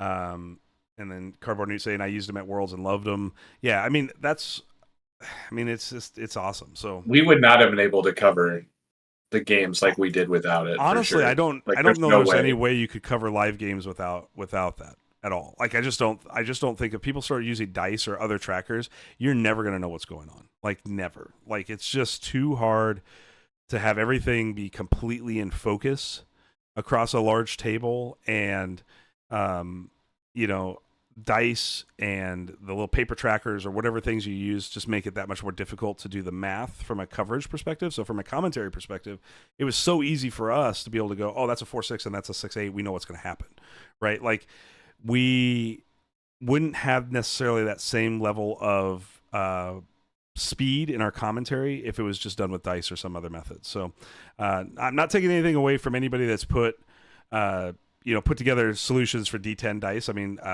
if the Nexus tracker is just completely out of budget, I will tell you Kingwood Hobbies has a great D10 dice tray holder for this game that does a very similar sort of job using D10s, and it's a very nice product as well. So That the dice holder is very good for just like in-person games. right.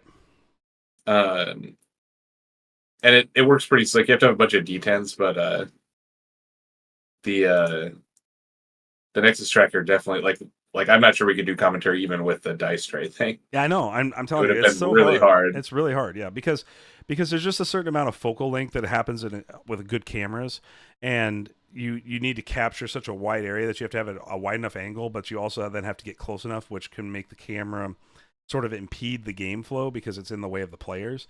So it's really, you kind of have to go high, and you have to get the right lens, and even then you're still going to have some bokeh that happens. I'm using a bunch of technical terms here, but you're going to have some blur, some like if you look at our coverage from Worlds, like the far end of the table's blurry, and if those were dice, that's, you never know what those dice say. You just never would know.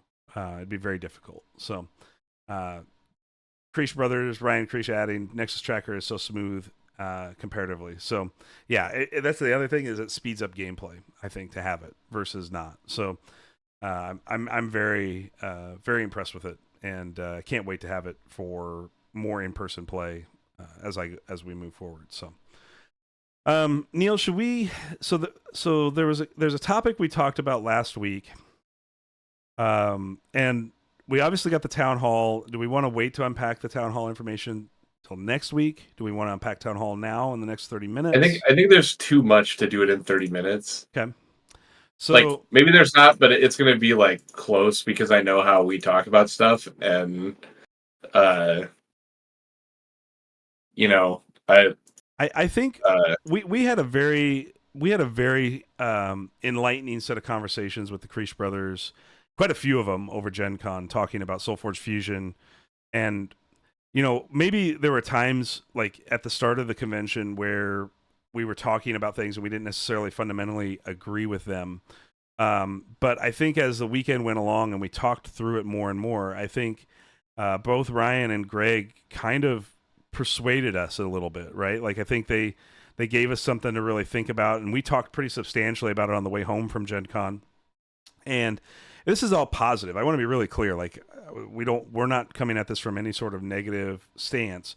It's what is the spirit of Solforge, right? Like we talked about this with the Creech brothers, Rumble Spark and Rumble Heart deck archetypes, for example, Krogius deck archetypes, things that we saw at the top tables, things that obviously, like even in sealed, Rumble Heart really sort of dominated the sealed event, right? I mean, it was one of the undefeated decks. There was obviously another undefeated deck. I would have loved to see those two decks pair off and see what happens, but I think we know probably with a fair amount of consistency what would happen there. And then we obviously saw those decks kind of rise to the top even in the storyline event, right? Like obviously Hellkite was playing a Furious Shardback deck, not a Rumble Heart, but there was and Greg obviously playing an Oros Darkforge Drain deck, right? So his amazing Oros deck. So but let's talk about the spirit of Solforge a little bit. And this is not solely our idea, so I want to give credit where credit is due to Casey Kidd right. and Core, but I think that they hit on something pretty important. And I think it's worth putting out into the world for people to think about. Yeah, we had a big conversation at lunch on the last day. Mostly the creatures, but also Eli and Really bad aim. Yeah, Rusty were Yep. there, and who else was with us? I'm trying to think. God. Who are we forgetting? There was Maybe somebody no else. one. Maybe that was it. No. It was Greg and Ryan, you and I, Has it? My brain has gone Really bad dead. aim, and Eli. I think that was it. I think that's it.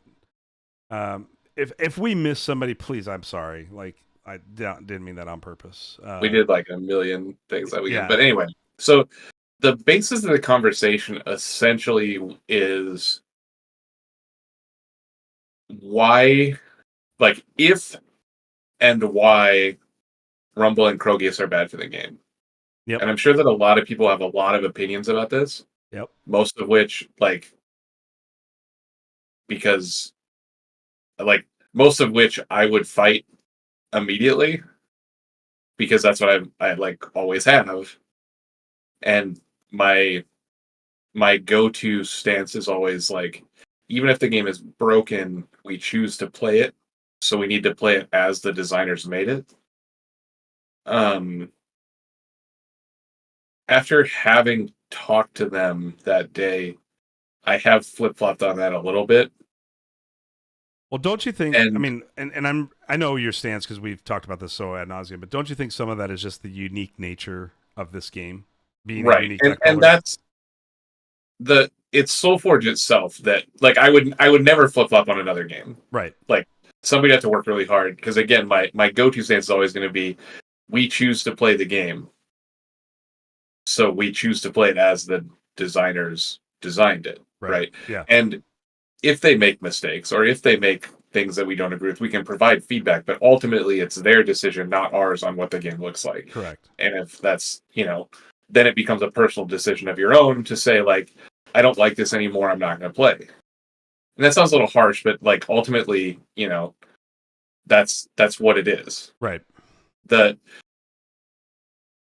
thing about this is that we'll start with the specific examples of Rumbleheart and Krogius, where the conversation started as the best in slot thing should not be a regular rare or a regular common. In this case, it's all rares. And one of them is a soulbind, so that's like a little rarer, but it's not as rare as any forge creature. So using Krogius as the easy example, Krogius as a rare is, like a 1 in 20 in any, like 10 rolls at 1 in 20 chances in any green deck. Right. And that's just very common. Right. Like, just because they call it a rare doesn't make it rare. It's very common. It's that actually card increased in set 2 because of the plant synergy. We talked about that as well. Oh yeah, and it's actually a little easier to get in set 2 than in set 1, because there's one card that has, or 2 cards or something in set 2 that have a plant synergy, so that the algorithm asks for plants and you can get a Krogius. Right. Little broccoli guy. I am So, Groot Guardian. No, I am Groot Guardian is an elemental. Oh, is he? I thought he was a plant. Maybe he's a plant. I don't know. Okay. Doesn't matter. He's not the discussion. No. So Krogius is essentially best in slot giant win condition. Right. Like, there's no giant win condition in Solforge that is better than Krogius, and that's a problem. I didn't think it was a problem, but I've been convinced that it is, because it really, like the Kreesh brothers. He's a plant warrior. Thanks, Ben. Yeah. I was like, I'm pretty sure he is. Yeah. He's a trained plant.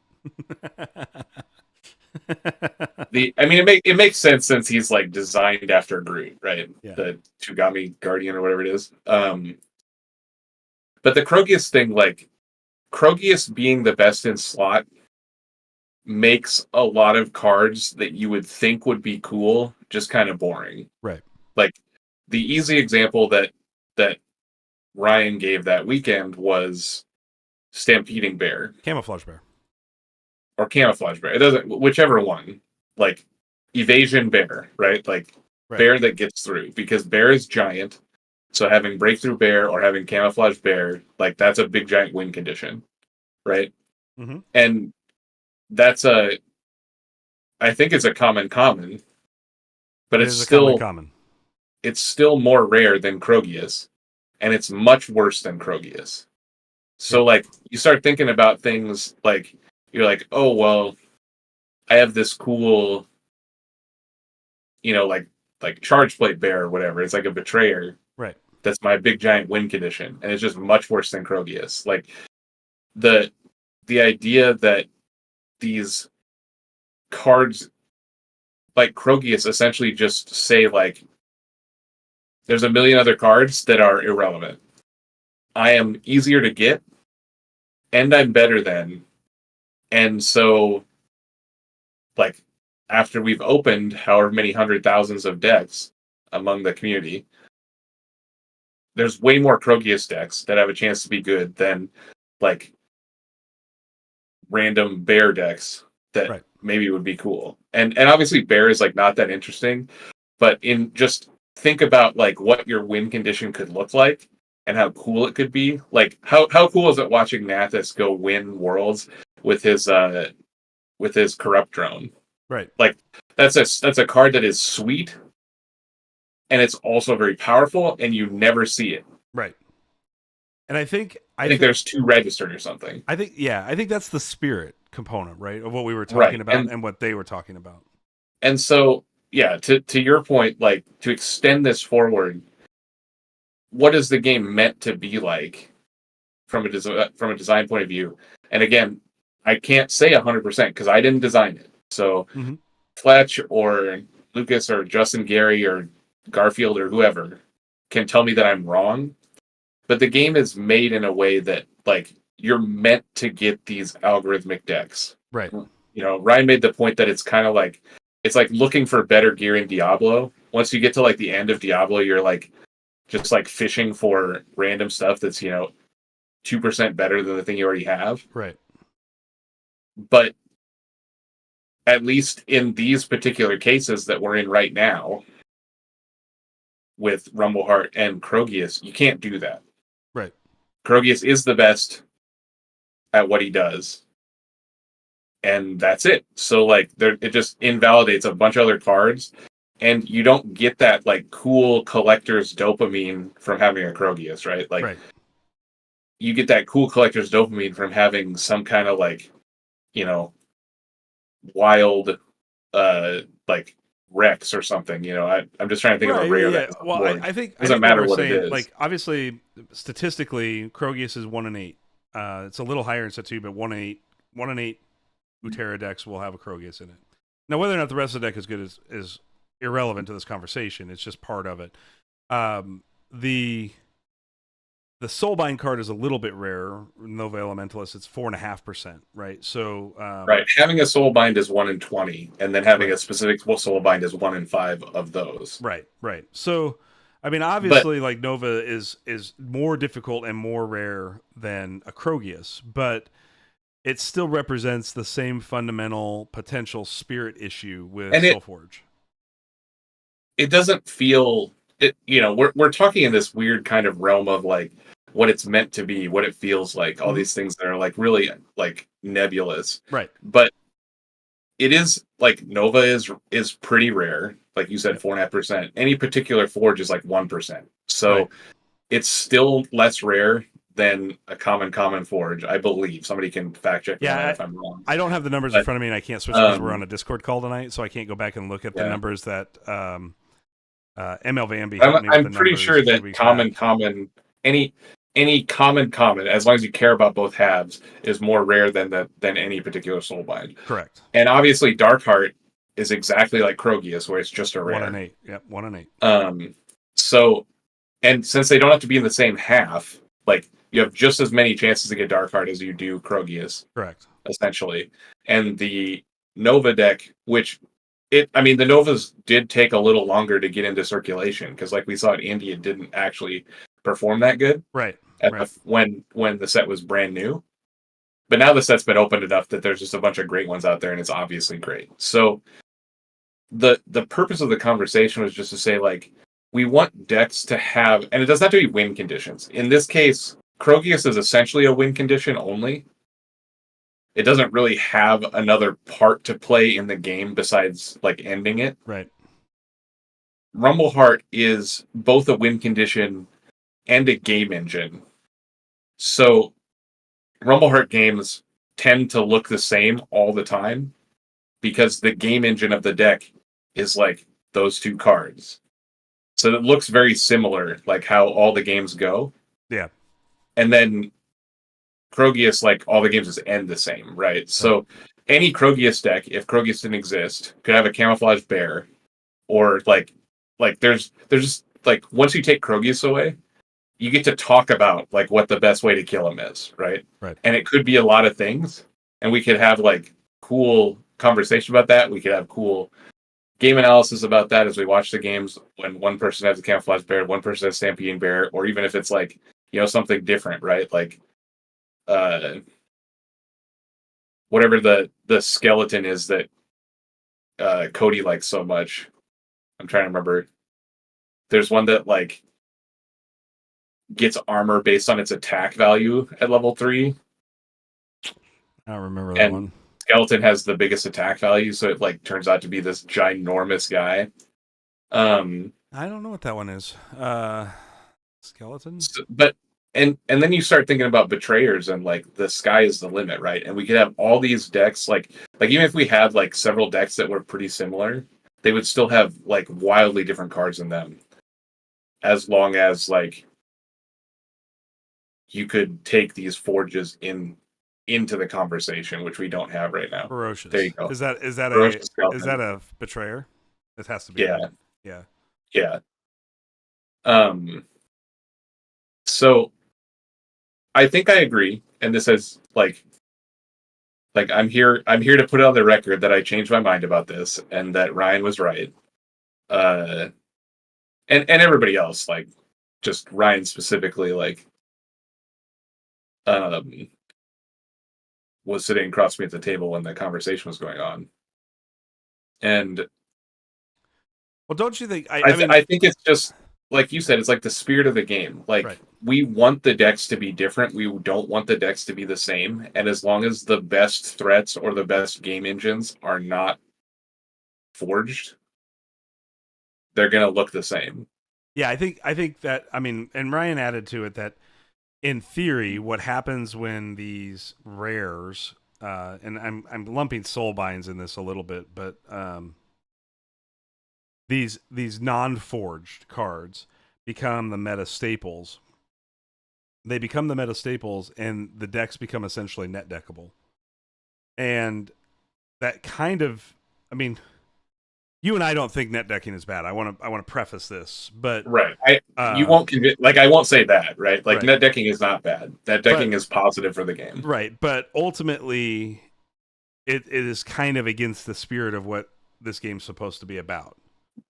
And if what we're talking about is the case, like let's say that Rumbleheart and Krogius don't exist, and we move to this situation like we're talking about, because I mean, probably if all we did was take Nova and Krogius out of the game, another regular rare would become the best thing, because that's just like the most common thing people are going to have. Right. And there will be a few instances like Nathason's deck where he'll have a good deck plus a corrupt drone, and he'll be the only one that has it, right?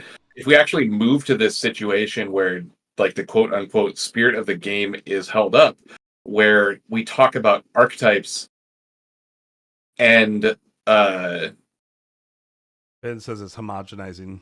Right. Yeah, that's a good word for it. Like if we talk about archetypes, we can say like, okay, well, here's this package of cards, right? So we know that these two decks function similarly, even though they have different cards in them. It's just that this card fills the same role as this card, right? Yeah. And we compare the decks even though they're different. That still like allows for net decking, because you can have an article printed about your deck, that like about Sam's deck that won or something, that says like, okay, here's the things it does. here's the packages. So here's some things that you need to look for if this is the kind of deck you want to build. And that's still positive for the game because there are people out there that want to learn in that fashion. Right. But changing it such that it's not like you have to have a Krogius, you have to have a Rumbleheart. Changing it to like you have to have something that effectively kills them once you get to the end game, or you have to have some of these cards to create this kind of like card engine loop. Mm-hmm. That's that as an it's hard to come up with something analogous to Rumble because Rumble is so unique. Right. But like it's like here's this value engine, right? Like yeah. So you have to have like some of these cards to create this value engine, and this is what your game is going to look like. Like you can still provide that information while holding up this spirit of the game that we're talking about, and it does make it more interesting. Like I'm curious what Chad thinks so about fun. this. It was so fun to talk about the Corruptor on commentary because it was just like something you've never seen. Right. Like No. I didn't know it played the card at level 3 until it happened. Honestly, and that you're right. Like these are the things that make Solforge interesting, right? And I'm not taking anything away from Krogius decks being good or blue green life game decks being good, but at least like I will say this about a lot of the blue green life game before Rumbleheart came around. They were kind of in spirit, right? Like they were, they had to have proper fuse modifiers, and like one of the things that makes Greg's Oros deck, in my opinion, super cool is that Kindred Wartusk in it, and like it's, or is that Ryan's deck? Ryan has the Wartusk. Yeah. Sorry, I'm getting these two mixed up. But I think those are the things that are interesting to me, because fundamentally what you're searching for if you're trying to play competitive Solforge right now is a good Krogius half with a good supporting purple half, right? And that purple half will probably be made up of good fuse modifiers, like we saw in Nathason's deck, right? His might be the literal top end of the algorithm. Like, yeah, Krogius is a little different because like the other half doesn't matter as long as it's good, right? And not every half can support Krogius because you do have to like essentially have some way to cheat it some of the time, right? Like that's why they all pick Circe, right? Is because Army Commander, but you're not locked into another color or whatever. But it's still it feels bad that if you have a cool giant guy that you think is going to win you the game, even if it's not a giant guy, like it's some kind of shambler, whatever your actual win condition is, if you have a cool one, that you still don't want to play it because Krogius is better. Right. Like, I mean, that just feels bad. I have an Assailing Keeper, right? And I'd love to pair it. It's a Betrayer Assailing Keeper. It's in red. I'd love to pair it with a beast-heavy deck. Like, it's something that's cool. It's something that's unique. It's something that's different. The issue is that it's just not going to match the competitive power of these non-fused creatures. Well, to be clear, I think that you can play anything essentially and have fun. Sure. At the non-competitive level. Yeah, the problem with I'm these cards is level. Oh, could have fooled me. You said Assailing Keeper. Man, you didn't see my keepers do some work with Shardplate Behemoths, man. But yeah, it's probably fine. It just when you have an archetype that requires a role player, yep, it should be something interesting and not Krogius. That's like my takeaway, and yeah. I think that follows like they want the game to exist as this algorithmic production, right? Like they're like every deck is like an NFT kind of, sure, where it's unique. You want the games to feel unique too, though, and right now they don't. So I mean, I'd love to get chat's input on this. I mean, obviously that's why we do a live stream, right? So, I mean, if you're listening to this and you've heard Neil and I talk about the spirit of Solforge, do you agree with us that the fused creatures and ultimately you'd be agreeing with Casey Kidd and Greg as well, because this is their idea. I mean, I'm not taking credit for the idea. We're just talking about it because I think it's important and we have a platform to do that. But do you think that Solforge would be better or worse if the rolled rare cards, which are technically not rare, when we talk about this, and the soulbind cards would be good cards still. I want to be really clear, but their ceiling would not be as high as they are in the case of like a Krogius / Rumbleheart, Darkheart Sorcerer, Nova Elementalist deck. Like if those cards weren't as powerful, Raj says, "I don't play Krogius. Doesn't feel fun to me." I mean that's fair. I'm specifically referring to the game's competitive life cycle, right? So we're not going to unpack the set 3 release information from Justin at the event yesterday, but I mean, if we're going to have a year between set 2 and set 3, which it seems likely, then would this game feel fresher for longer if Krogius, Darkheart Sorcerer, and Rumblespark didn't exist? And to be fair, like, I mean,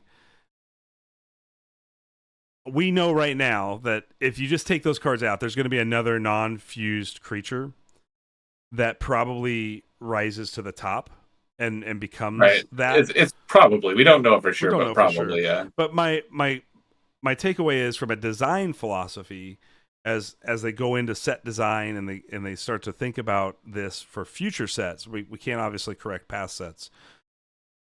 Do you think it would be better if the power level on these rares? To me they're uncommons, but the non-fused rares and the soulbinds, if their power level was not as ratcheted up. Like, I think they hit the mark really well when you look at cards like Soulgorger and some of the other exalts in the game. Like, I think they're good, but I don't think they're like meta defining. They can be archetype defining, and I think that's something important. But yeah, the Ben adding here best of slot kind of killed the identity. Right, which I think is the point, and I think that's like the takeaway is that the way the rares I think are meant to be designed, and for the most part I think they are, like the unforged common and rare creatures. Obviously, the spells are kind of like out of this discussion, right? Yeah. The spells, unless they print a spell that's like really like wildly unbalanced and becomes like a finisher of some kind, then that would fall into the same category. But I don't think we've had that yet. Like, no. So these common and rare creatures that don't have a forge, like, they should be designed in a way that their floor is just a little bit higher than the forged creatures, and their ceiling should be a lot lower than the forged creatures. So they're consistent and they're staples, right? Like, right. So the majority of the time, if you're a player that is invested just, like 4 boosters worth, those things are going to be the cards that you play. Yeah. Because they're going to be better on average than like your random forges. Right. In your, like, if you buy one display, potentially you have like 2 decks that have like a really cool forge in them. Right. Probably for the most part, that, you're gonna, it's 1%, 1.25% for a common forge. Right. So a display should have one of like a very cool one. Yeah. But you'll find, like, you don't have to find the literal best one for it to be better than the rares and common unforged. But like, if you're just a couple boosters in and you go to your local, you're going to be playing cards like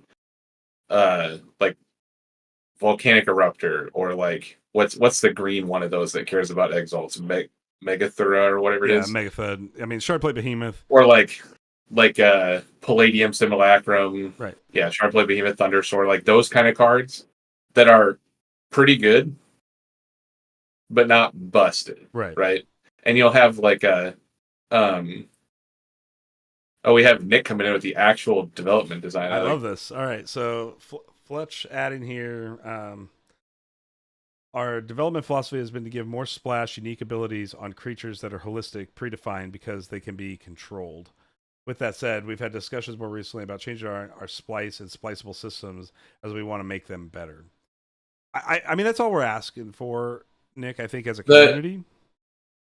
I mean, I don't think anything he said there, like, necessarily disagrees with this. Right. Because he's just saying, like, splashy, unique abilities. That doesn't necessarily mean powerful.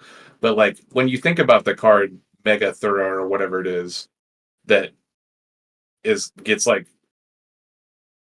power toughness buff when Exalter played, like, if that was a Forge creature, then it would just be, maybe too good in some Forges. But as long as the ceiling of those cards doesn't reach the ceiling of the splices, as he put it, I haven't heard that term used before, but as long as the ceiling of those doesn't reach the ceiling of the good forges, I think it's fine, right? Like you need to have that base level stuff because you don't want people coming into the game that like buy a booster and just get like their all their creatures are like just garbage forge, garbage noun. Right. Because then you feel bad, right? Like so you have to have some of these guys that are not forged that are consistent that will Well, let's just take a look at the Utera list really fast. what are we looking at? The Utera list of rares. And I'm gonna preface this. Obviously, we're gonna leave Krogus out because we've talked about the issue with Krogus. It stands out, but you've got Arborist, Bramble Axe Warrior, Carnivorous Tarot, Grove Mother, Swamp Moss Lurker, Talasan, Groot Guardian, Transcendent Biologist, Utera Charger, and Wolfstar Jin. All of these are good creatures, right? Like in some capacity, they're good creatures. Grove Mother can be particularly exploitable in the right deck. Tarot might be a little bit off in general, but Tarot's really good. It can be really good, right? If you have the right support deck for it, it can be extremely solid. Bramble Axe Warrior is fine if you've got the timing right. It's just really hard to time that ability. All these cards are fine. Like yeah, that's what my point. Like right? they go from like medium to good. Right. And that's except for Utera Charger, that's bonkers. Utera Chargers would be a potential if we're talking about rares that are punching above their weight. Utera Charger and Krogus are the two on this. Utera Charger doesn't do anything that like makes the game. I'm going to use Ben's word, homogenous. Right. Right. Like the reason that the games feel homogenous with Krogius and with Rumble are. The game essentially always ends in a Krogius game state in the Krogius decks, right? Like you play this like game where you trade cards the whole game, and then you play Krogius. Yep. So that game arc tends to like be the same. Sure. And Rumble's even worse, where like some games you don't draw the Rumble and you play fair, and then other games you draw the Rumble, and then the whole game is a Rumble game from then on. Right. Barring like 3 very specific cards from your opponent. This is the point, and Nathas has added in here. Sam's still in conversation with us here. I think set 2 boosters did a really good job of usually having a lot of Betrayer and Soulbinds per display, which makes some of these more unique decks a lot more possible. But he then adds, for me, Betrayers are the real exciting part of the game when fusing decks because you can have some really unique decks you will normally never see.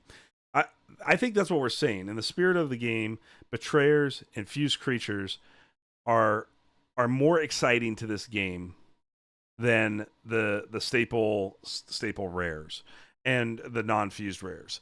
And so because of that, you really need to make sure, in my opinion, and I think Neil joins me in this as well, that these non-fused rares are good and interesting and do powerful things, but are not backbreaking. And obviously I mean the Betrayer is just like the next level of it. Like right.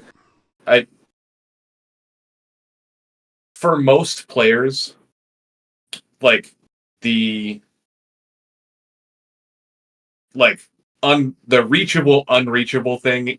I don't know what you'd say, but like the thing that you're striving for is like the good specific forge, because obviously like a majority of the decks you're going to open are like just going to be kind of bad. So you need a good deck with like adjective noun that you want, and that's like the limit for people of larger collection level like Sam. Obviously, betrayers are the next level of that, Right.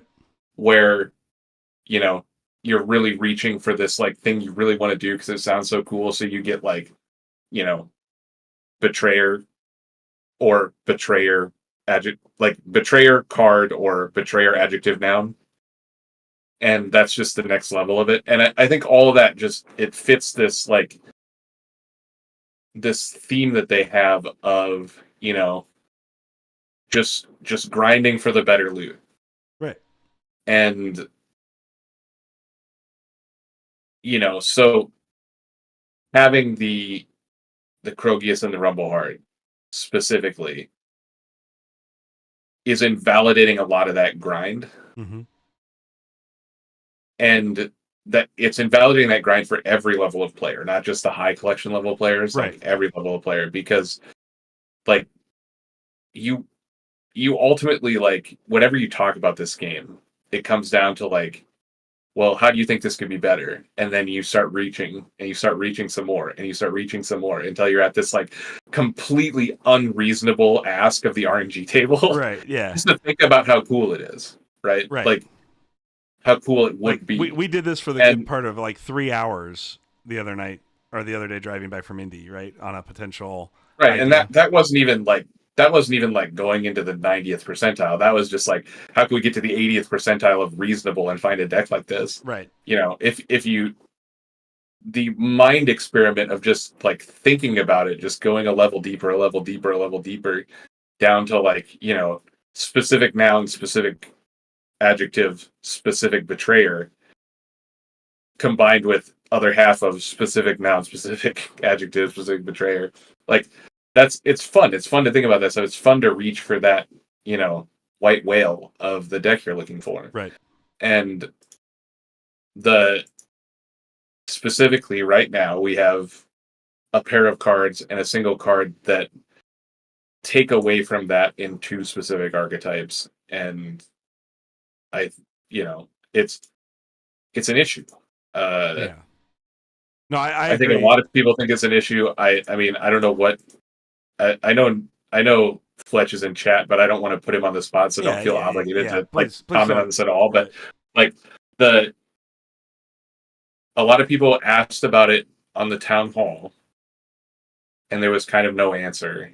Yeah, and it was specifically said that they weren't going to like broach that subject on the town hall, and that's right. And that's fine, because I think the purpose of that town hall was really to talk about the future of Solforge. And while I do think that the potential gameplay balance issues aside that exist right now in the competitive scene are an important part of the future of Solforge, the announcement about the set and how the set was going to be released is more important and shouldn't be overshadowed by balancing, questions. Right. The rest of the stuff on the town hall we'll talk about next week or in the coming weeks. But specifically just for this discussion, like I think that Ryan was right, and I think that I was wrong about like leaving it alone. Yep. And I was a huge advocate of leaving the Mad Lab combo alone. Yep. And I'm not sure that that's even the same discussion, because and the only reason I bring this up is because I don't think it's kind of the same discussion. And I just wanted to put that out there too, because a lot of people have been comparing this situation to Mad Lab. And the Mad Lab situation, I think, was a little different because it was like winning the game in a fashion that is obviously not intended. But I think that having win conditions like that is still okay. Nathas adding to this conversation, I do think that Silver Plus circuits will be an issue moving forward because a lower volume of Silver Plus events will make these decks stick around longer. New to adding Silver Plus will be problematic. Nathason saying bronze events will likely be where the balance and the excitement will land long term. Ryan says, I am grateful for all the great conversations we have. You guys have articulated the stance very well, so thank you. Well, thank you for bringing it to our attention and really having us think about it, because I think that's been the key here. To Sam and Sam's point there. The Sams. Yeah. Dual Sams. Don't fly any jets near these guys, okay? Wow. Everything Ryan just said he should take back. This is not funny. That was a bad joke if I've ever heard one. I'm just telling you. So to the Silver Plus thing, like Silver Plus is, I mean, it's going to be problematic until we get to a large number of games. So, and in order to get that, we have to get a large number of players. And well, let me ask a question: is it a problem at a bronze level too? Because while you don't necessarily need to have a tuned Rumble Heart deck, don't you think just an average or above average Rumble Heart deck is going to beat a large percentage of the just bronze stuff too for a while until it levels up? But I mean, we're talking about 1 in 20 decks 1 in 20 halves, red halves can have the Nova, and 1 in 8 halves can have the Dark Heart. So it's not going to be that hard to just make another version of it, right? Like you just go out and buy 20 boosters and you probably get a Nova. That's why this discussion, I think, is not about any specific deck or anything besides like just how the game should feel. Right.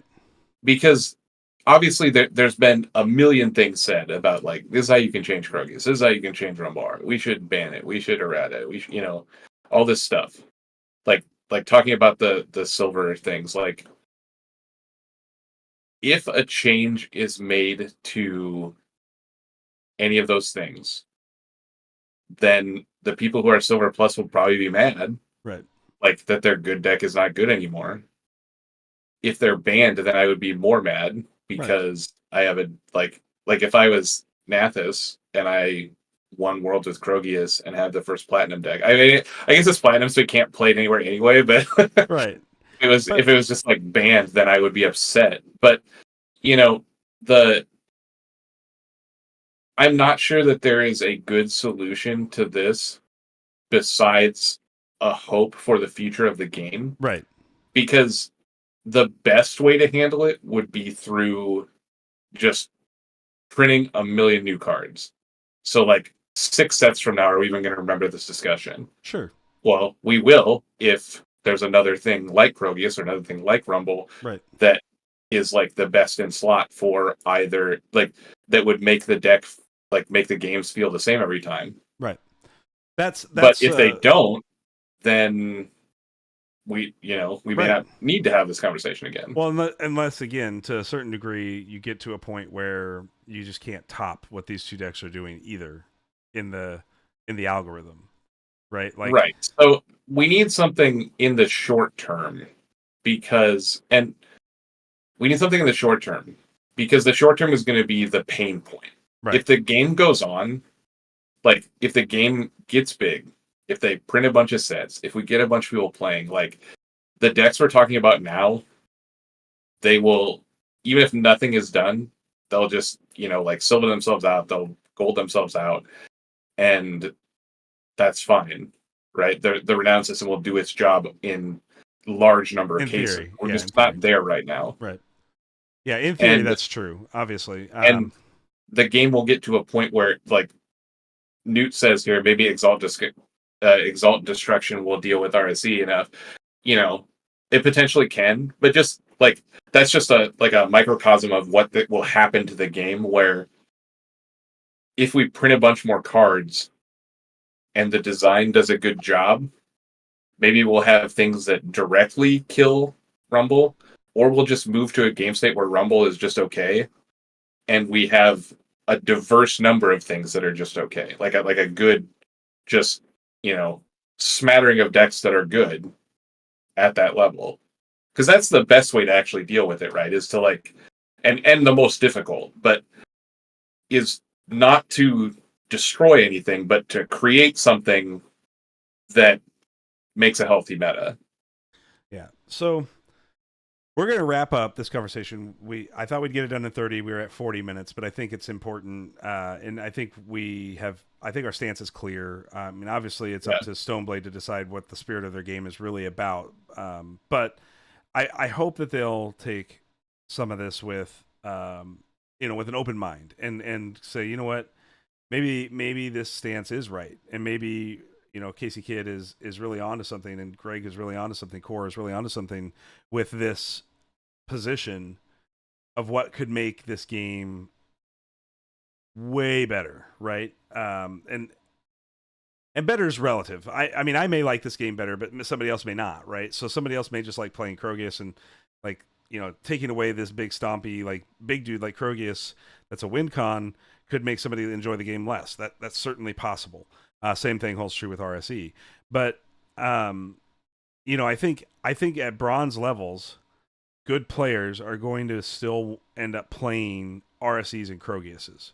And even if their deck is not tuned to be a platinum level deck like Nathas's, it's still going to be good enough to silver it, and it's still going to linger around in the silver circuits for a really long time.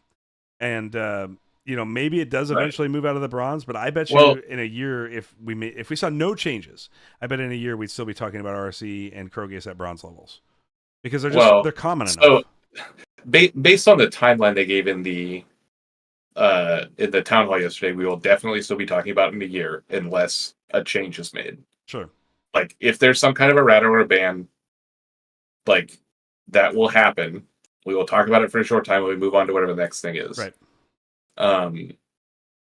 Based on the timeline they gave, like we will still be talking about this in a year. Yeah. I think the way that they fix it is just through large number of players and large numbers of sets printed. And one thing that will help that, and one thing that may help the like the bronze, silver, gold, like siphon them off, is the app, because allowing getting those decks out there to play a ton through the app will simulate some of that large number of games that I'm talking about, right? Like if we take where we're at now, where essentially nothing moves past silver, and we put the app out and we get 10 times the players playing 10 times the games, then it moves quicker, right? And I don't know what the reach of the app will be like, but I can tell you for sure that I've never played a game with anybody from UK, right? Sure. I could, but I haven't. I will say mobile this. App, if I just hit search for game, I can get anybody anytime. Well, and I'll say this, without new cards, and we'll talk about this more, but there's going to be stagnation in this period. There's just no way around it. Spoilers are certainly helping, and I got to give Stoneblade a lot of effort in what they've done up post Gen Con to keep us sort of drip fed spoilers. I mean, I appreciate that immensely, because honestly, that's about all we can really hang on to. But the spirit of Solforge what's happening in Solforge right now will stagnate the game until either we get another set, like you said, or we see an influx of players. And I don't think you're going to get an influx of player in this current state. I think that's a unrealistic expectation. So I think that you have to think about the timeline between now and March, April. I mean, that's kind of what the plan is for set 3 for last winter. So if that's really the timeline we're talking about, then the game's going to need some. It's going to need some love in between there, somehow. I don't know what the answer is. I don't know what the answer is, and that's not my job. My job is just to sit on the internet and complain about things. But I have the easy job. But Joel, you missed a whole bunch. You'll have to watch the VOD. But let's wrap it up, Neil. We're way over. I think our stance is clear. I think that the Creeches really did a great job of convincing us that this game is different than a traditional card game experience that we have been part of for many, many years. And as such, I think we have to think differently about it. And they've done a great job of allowing us to do that, or really challenging us to do that. So I look forward to the coming weeks for Solforge and more spoilers and all that stuff, because I do get excited about it, and I do hope that we'll hear something on the organized play front about these potential archetypes as we move forward, because I do think the game may need something like that right now. Unfortunately, I don't necessarily agree that just do it to do it, but I just don't think you're going to get enough timeline. The time factor is not in your favor here, based on what we found out from Justin yesterday. So, all right. That's going to wrap up another Shuffle Bus. We covered a lot. We had a chance to speak with world champion Nathason and his process, and to getting him to a point where he could win a world championship. We broke down the spoilers from around the community this week. We also broke down and revealed our own spoiler from this week. Joel, it's an Aloyan card. You're going to be excited about it. And then we got into this conversation about what is the spirit of Solforge. So if you missed any part of the show, it will be live and available on YouTube for everybody to watch later. Otherwise, we're going to sign off for the night, and I hope you all have a great and fantastic weekend and get to play some Solforge. Thanks for your time, everyone. Take care.